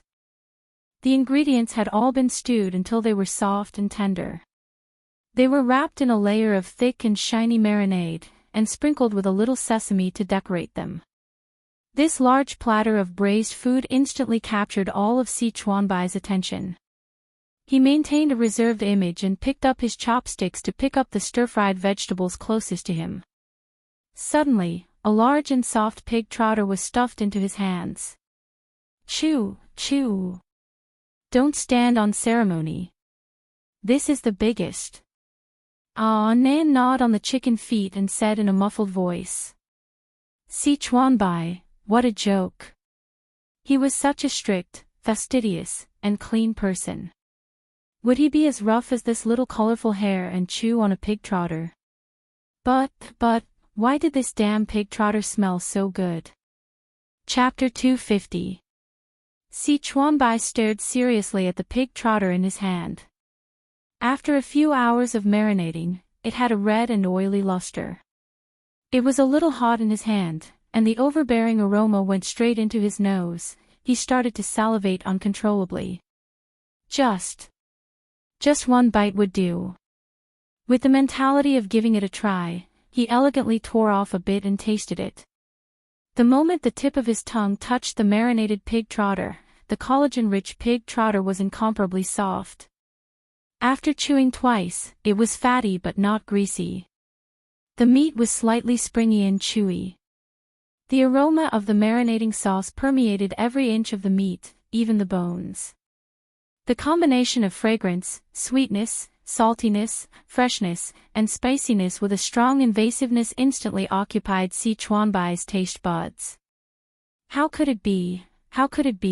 This damned pig trotters were actually so delicious. Si Chuanbai's hands trembled slightly. Slowly tearing and eating with his hands was no longer enough to satisfy him. Cursing under his breath, Si Chuanbai raised the pig trotter and took a big bite. This brought about a sense of satisfaction that couldn't be found in small bites. The gold medal manager, who had always been known for being meticulous and serious, had lost all his image at this moment. He was holding the pig trotter and chewing happily. This scene fell into awe in Nan's eyes. Had Mr. C never eaten good food before? The speed at which he swept everything away was too exaggerated. He must have been too busy and didn't have time to eat properly. Thinking of this, Nan looked at him with eyes full of sympathy. Thus, after Si Chuanbai finished the pig trotter, there were chicken feet, braised eggs, dried tofu, lotus root slices on the plate in front of him. The initiator, Nan, still didn't know that he had caused Si Chuanbai's image to be destroyed. He smiled foolishly at him. Si Chuanbai's chewing paused slightly. This little colorful hare, after looking at it for a long time, was quite pleasing to the eye. After the meal, Si Chuanbai wiped his hands and mouth with a wet towel and returned to his professional side. He looked at Shi Sui and said in a low voice, I have something to tell you. Shi Sui, He originally thought that his manager wanted to talk to him about something serious, but he didn't expect Si Chuanbai to sincerely and seriously ask, do you want me to help you look at the wedding venue? Do you want to look at the confinement center too? Speaking of children, there doesn't seem to be any good houses in the school district under your name. Si Chuanbai's tone could only be described as angry. If you're like this, how can I be at ease with Miss Xiangyi marrying you? Shi Sui slowly typed a question mark. Where? Whose manager are you? Si Chuanbai shook his head. No, you can't do this. Looks like I'll have to get you other jobs besides two under one roof. Otherwise, how are you going to make money for the baby's milk powder? Shi Sui. Do I look like someone who can't support his wife and children? It doesn't matter if you're alone, but do you have the heart to let Miss Xiangyi suffer with you? Do you want to be a gigolo? Shi Sui raised her eyebrows. That's a good suggestion. Si Chuanbai sneered, completely forgetting how much he despised Xiangyi and betrayed her.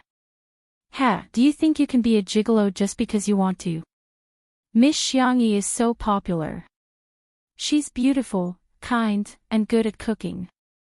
There are a lot of puppies lining up to get her number. An old man like you who's almost 30 years old, what number can you get? Sure sway. Your ability to lose your memory on the spot is amazing, smiley face. Chapter 251. Your ability to lose your memory on the spot is really amazing. Sure sway, who had been stabbed in the heart by his agent, rubbed his eyebrows and said helplessly, "It's only been one meal, and you're already part of her family." If I were part of Miss Xiangyi's family. Si Chuanbai paused and smiled. You wouldn't even be able to enter our house. Sure sway, he habitually searched for Xiangyi's figure and looked around. Xiangli was cleaning up the dishes. The men of the Xiang family had always been very conscientious when it came to housework. Nan was studying Si Chuanbai's rare leather briefcase. Even with Si Chuanbai's permission, he still didn't dare to touch it. Finally, he saw Xiangyi by the tatami mats near the floor-to-ceiling windows. The girl was coaxing Xiao Naofu to eat the hair cream, but it refused to eat it. Xiao Naofu, if you don't eat this, you'll have a hairball in your stomach. Xiangyi softly coaxed it.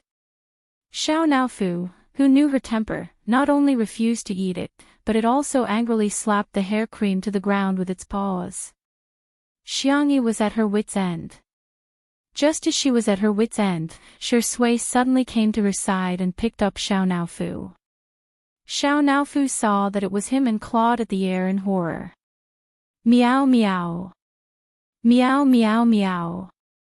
Stupid woman, save me. Take a picture. Sure Sui's tone was thin. He pressed one hand on Xiao Naofu's paw and pointed to the hair cream on the ground. Crime scene, cat dirty. Xiang Yi blinked her eyes and did as she was told. She snapped a photo. Xiao Naofu, meow meow meow. This hoo-hoo is not a cat. Sure Sui, criminal Xiao Naofu, sentenced to 3 days in jail and deprived of dried fish for a week. Xiao Naofu seemed to have suffered a huge blow. Its face was round, and its cat eyes were even rounder. It cried out pitifully and aggrievedly, meow meow meow, as Xiangyi's heart softened as soon as it acted like a spoiled child. Forget it. It's its first offense. Give it a chance. Sure Sui pondered for a moment and said, if you behave well, the execution can be postponed. He held the kitten in front of him and raised his eyebrows. Listen to Sister E, okay? He deliberately chose a blind spot in Xiangyi's field of vision and mouthed, or I'll take you to sterilize. Xiao Naofu was so scared that its tail curled into a ball, protecting its vital parts. When he returned Xiao Naofu to Xiangyi, the little cat was extremely well behaved. Not only did it eat the hair bomb, but it also extended its paws to let Xiangyi cut its nails. Xiangyi was amazed. I feel that you will be very good at taking care of Zai Zai in the future. Sure Sui chuckled. Really? Well, I'm different. I'll probably become the type who spoils the children. Sure Sui spoke slowly. In a family, it's enough to have one who can take care of Zai Zai. His voice was as light as a feather, so Xiangyi didn't hear it clearly. She turned her small face. Ha! What did you say? Sure Sui's thin lips curved slightly, and his eyes lovingly touched Xiao Naofu's head. Nothing, I just suddenly feel that Xiao Naofu is quite cute. Xiao Naofu's fur was about to explode. Don't touch me. On the other side. Nan excitedly grabbed Si Chuanbai's arm. Candy. It's candy. Look at this scene, doesn't it look like a family of 3? Si Chuanbai was indifferent. Ha. Nan was excited. We're going on our honeymoon soon. It's like a wedding trip. At the mention of this, Si Chuanbai suddenly thought of something. Are you in charge of booking the tickets? Ha. You didn't. Nan was dumbfounded. Chapter 252. The The two of them looked at each other for a few seconds. They realized that something was wrong. Si Chuanbai's face was sullen. Originally, Shi Sui's assistant was in charge of these chores, but that person was fired for betraying Shi Sui. After that, Shi Sui came to film Two Under One Roof, and the matter of finding an assistant was put on hold. Shi Sui wasn't the only one he brought along, and he was usually very busy. If he hadn't come over today, he wouldn't have even thought of booking a plane ticket. Although Si Chuanbai didn't say anything, Nan blamed himself. I'm sorry, I've been dealing with the endorsement of Guoguai recently. I thought you had already booked it. I'll book the tickets now. He opened the ticketing software and found that all the tickets from Nanjing to France had been sold out. What should we do? Nan was getting more and more flustered. If we can't make it, won't the cover of the double magazine be ruined? Si Chuanbai said, don't worry, see if there are any flights in the neighboring cities. Nan exclaimed, yes, I'll take a look now. However, unfortunately, the tickets to Country Ave from the nearby cities were all sold out.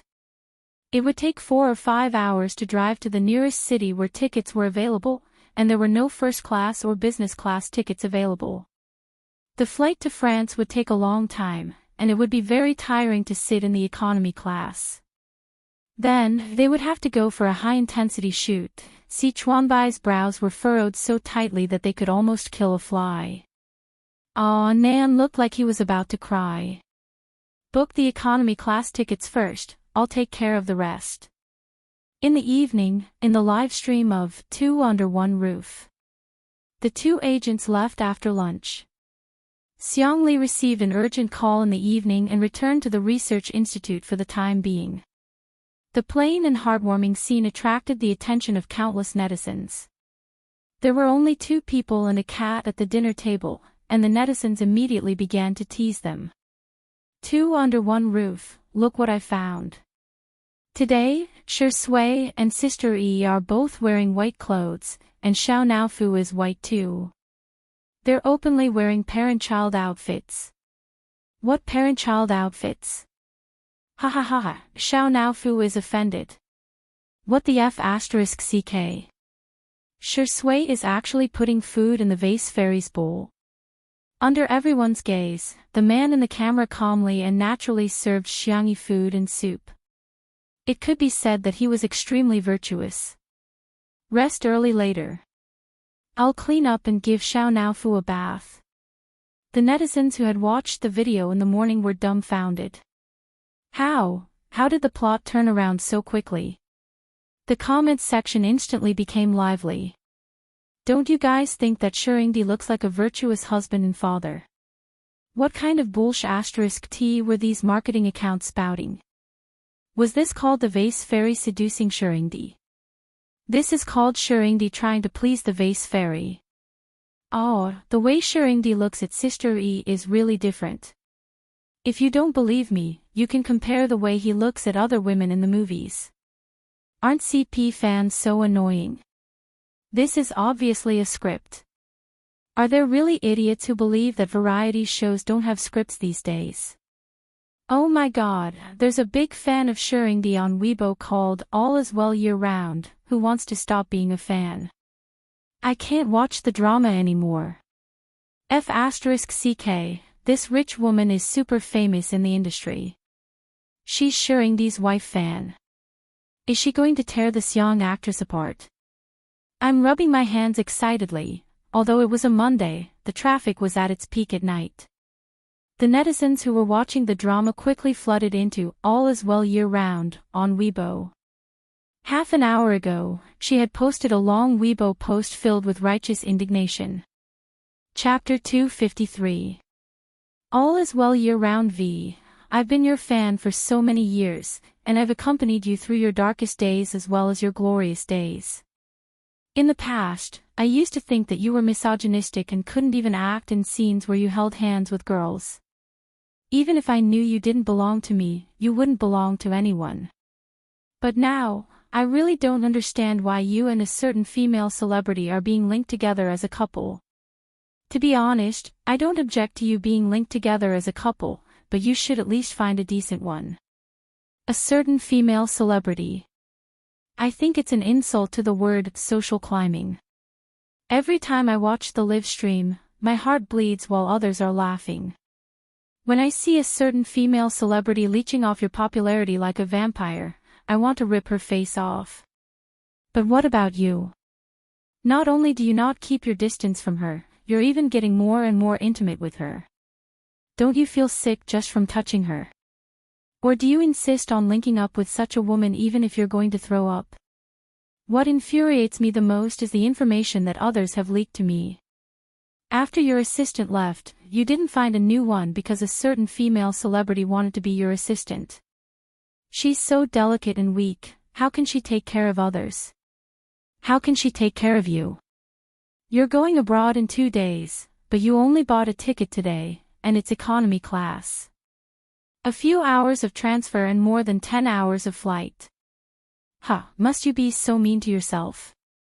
I'm very tired now, really tired. If you continue to link up with a certain female celebrity, I'll consider not being your fan anymore.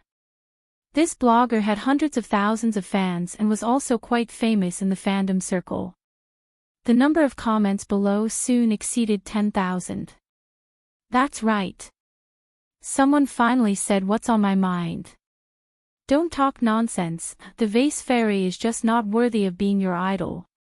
Where did she get the cheek to say that she wants to be Gidge's assistant? Oh my god, she can't even book a plane ticket. Forgive me for being blunt, but she's a moron. I'm crying, why is Gidge so pitiful? Did the company force him to do this?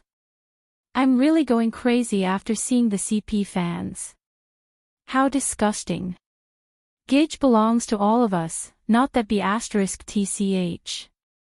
I'm so immersed. The thought of my idol being in love makes me want to kill someone. However, there were also netizens who raised doubts. If you don't understand, just ask. Shurindi isn't an idol, right? It's understandable that idols are forbidden from dating, but since when are actors not allowed to date? After so many days of live streaming, Xiangyi should be the most polite to Shui. On the other hand, Shui is the one who's taking the initiative to express her goodwill. Isn't Shui the one who's hyping up the couple? Let's not talk about whether the assistant is real or not. Which celebrity would book their own plane tickets? The comments on Weibo were arguing non-stop, and the live stream was also arguing with each other. Buzz. The phone on the dining table vibrated. Xiangyi picked it up and saw that it was a message from Anan. It started with a screenshot, followed by a series of crying emojis. She replied and looked at Shui. Anan said that tomorrow's flight was suddenly cancelled because of the airport scheduling. Why don't I get someone to arrange for us to leave earlier tonight? Shui, okay, I'll listen to you. Xiangyi said indifferently, okay. In the live stream, the fans who had rushed over after hearing the news were about to die of anger. You think we'll leave just because you said so?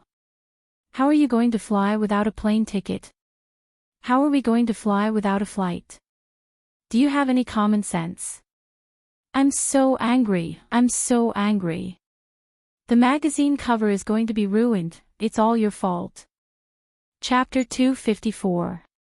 In the Manor. Xiangyi found the butler's phone number and sent him a text message to explain the situation. Soon, she received a reply from the butler. On the day of her coming-of-age ceremony, her grandfather had given her a small private jet painted in a girlish pink color and named it to flight. I've asked and he said that we can set off at any time. Xiangyi put down her phone and continued, shall we leave after the live stream? Shui naturally knew about the to flight. She nodded and informed Si Chuanbai as well. Si Chuanbai's reply was a long ellipsis. He and Little Colorful Feather were extremely anxious and frantically tried to buy tickets, thinking that it was a disaster. They didn't expect that it would be resolved so easily by Miss Xiangyi. Si Chuanbai tilted his head and looked at Nan, who was still checking the ticket speechlessly. Why didn't you say earlier that your artiste has a private jet? What? Our good girl has a private jet. Isn't that something that only happens in television dramas? Ah, Nan's eyes widened. Wow. Our good girl is really rich and beautiful. The corners of Si Chuanbai's mouth twitched uncontrollably. Little colorful feather doesn't seem to be very smart. With an expressionless face, he sent a message to Shi Sui. Si Chuanbai, I suddenly remembered that you have a weak digestive system. The doctor suggests that you live off a woman. Shi Sui, ? Si Chuanbai, line up early and try to get the number you love. Don't work hard, it's good to be a gigolo. Good luck. Good luck. Shi Sui, as soon as Xiangyi finished speaking, within a few minutes, All Is Well Year Round posted on Weibo and began to mock her. All is well year round, to a certain actress, do you own the airport? Do you know how troublesome it is to dispatch people at the airport? How can I own special privileges for you? What a joke. Even if you want to show off, you have to follow the rules. A bunch of fans chimed in, all of them criticizing Xiangyi. Exactly. I feel disgusted just by looking at her face. It doesn't matter if her image is ruined, but what if our brother can't get the cover of the magazine? That magazine is the top international magazine, the Vase Fairy is so annoying. Without our brother, would she have the chance to shoot such a high-end fashion resource? It's fine if you don't cherish it, but you're dragging our brother down. You're a pest. The number of Shi Sui's fans was comparable to that of the top celebrities. It was inevitable that there were some irrational girlfriend fans and wife fans who were extremely powerful. Several female celebrities who had worked with Shi Sui before had been taught a lesson by them. This time, they followed their previous example and killed Xiangyi's superfans. As if that wasn't enough, they even killed Xiangyi's superfans. Xiangyi's fans were furious, but there was a huge disparity in the number of people on both sides, so they couldn't fight back. Until someone commented on All Is Well Year Round on Weibo, frowny face, do you have eyes? Xiangyi's manor is so big, and she has a few awesome brothers, a gaming guru, a top designer, and a genius medical doctor. It's normal for her family to have a private jet, right? All Is Well Year Round came from a well-to-do family in real life, so she boasted that she knew a lot. Even if she has a private jet, do you think you can fly whenever you want? Don't you need to apply for the flight route? Ridiculous. She said that she can fly whenever she wants. Why don't she fly for me to see? As soon as she clicked send, a message suddenly popped up in her message box. F***CK. A private jet really landed at the Vase Fairy's manor. Chapter 255. In the manor. The camera was pointed out of the floor-to-ceiling window, clearly capturing the private jet hovering at a low altitude. The propellers spun as the jet slowly descended to the ground. It was a pink plane with rabbit ears painted in white in front of the cockpit. There was also a line of English letters on the fuselage, rabbit. There was an uproar in the live stream. I'm getting goosebumps. Is this the daily life of Ms. Perfect? Rabbit. Tutu flight. Ah, Tutu is on Tutu flight, she's so cute. Ha ha ha ha, our sister Yi's face slapping may be late, but she'll never miss it. Someone uploaded the Weibo post about the flight route application to the live stream. After Li Jinyu saw it, he was a little curious and couldn't help but ask, Sister Yi, don't you have to apply for a flight route for a plane? Can your Tutu flight fly to France? Xiangyi, Uncle Butler is in charge of this. It seems that he has to apply for a flight route and airspace in one go. Then, regardless of whether he's flying or not, he will send out a flight plan every day. That way, he can fly whenever he wants. However, apart from the annual family trip, she didn't usually use the Tutu flight. The netizens in the live stream, got it, got it. Where do you get the plane? A friendly reminder, of course you can fly if you want, but the flight route costs money. So does the plane maintenance and fuel. This trip is much more expensive than a plane ticket. I just checked, the to-do flight model costs about 100 million yuan.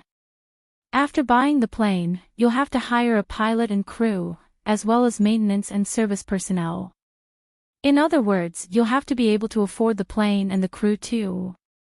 On Weibo, all is well year was immediately mocked. Looking at the mocking comments made by the netizens, she was so angry that she smashed her phone. She had liked Shui for so long and had done so much for her, but why did Shui have to let her down? Originally, she felt a sense of superiority when compared with Xiangyi. She was just a female celebrity. How could a variety star who was hated by everyone on the internet compare to her? However, with the popularity of Two Under One Roof, she gradually realized how outstanding Xiangyi was. A strong sense of crisis enveloped All Is Well year-round. She couldn't accept this reality. Maybe it was just that Shui didn't see her. If he had seen her, perhaps everything would have been different. Paranoid thoughts continued to linger in her mind. She picked up the phone that had a crack on the screen and slowly typed. At 9 o'clock, the live broadcast ended. Xiangyi had already packed her luggage in advance. She didn't bring too many things with her as it would only take her 3 days to complete the shoot. She made a video call to her fourth brother, Xiangyu. Xiangyu stared straight at Xiao Naofu, his Adam's apple bobbing up and down. Xiao Naofu, live well with fourth brother for the next 3 days. The girl wanted to kiss it, but the little cat dodged. Xiao Naofu was extremely aggrieved. Meow, this Huhu wants to go too. The plane will vibrate violently when it takes off and lands. You might feel very uncomfortable, or even get sick. Xiao Naofu's pointed cat ears drooped as it leaned on her shoulder sullenly. Fourth brother will take good care of you. Hey, do you remember him? Xiao Naofu glanced at the esports guru in the video. Meow. On the other end of the video call, Xiangyu seemed very calm, but his heart was in turmoil. Oh, it's meowing at me. Chapter 256. Xiangyu cleared his throat. Ahem, sis, don't worry. Xiangyi reluctantly put Xiao Naofu into the cat bag and handed it to Li Jianyu. As for why Li Jianyu was chosen, it all started from the time when Smog's cat fetish was seen by the entire internet and caused a social disaster. The fans of Two Under One Roof requested that the production crew go to the Logic team's base to film a follow-up. Li Jianyu obtained permission and took the opportunity to bring the cameraman there for a short live stream. While the tutu was soaring in the starry sky. In the villa area of Nanqing, Logic's esports base was still brightly lit. After a round of 8 p.m. hand speed training, the team manager clapped his hands and said loudly, "The takeout has arrived. Everyone, take a break." It just so happens that the crew of Two Under One Roof is also here. Let's do a short live stream. Oh, Xiao Naofu is here. Captain Wander's eyes lit up, and the other guys had similar reactions. The calmest one was Xiangyu.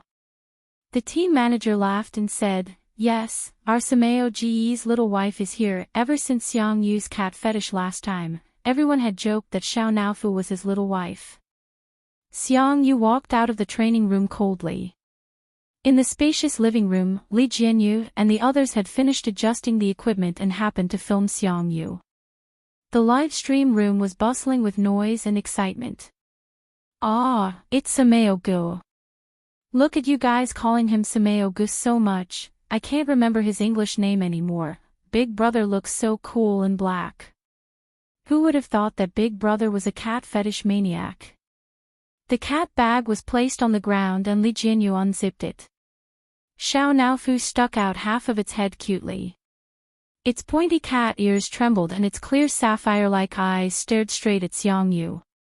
The young esports god paused for 2 seconds before walking over with one hand in his pocket. He looked down at the soft white cat condescendingly. Xiao Naofu, listen to me. Nothing can be accomplished without rules. Kittens should behave like kittens. First, eat at a designated place and don't climb onto the table. Second, sleep in your own nest and don't climb onto the bed. Third, every player here is busy. Don't disturb your brothers during training. Fourth. After a dozen or so lines, Xiangyu finally stopped and asked coldly, have you memorized them? Xiao Naofu meowed obediently. Meow meow meow, I know. In fact, Xiao Naofu's inner thoughts were, ha, a poop picker dares to talk so much to this huhu. Do you believe that this huhu's most smelly poop will suffocate you to death?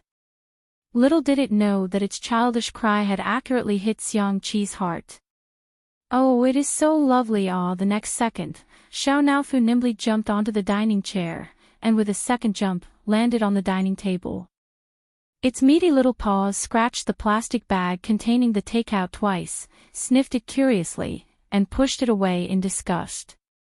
Tisk, it's not even 1/10,000th of the food made by that stupid woman.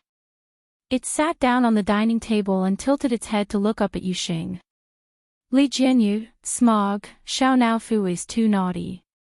How about we chase it down? Xiang Yu's expression didn't change.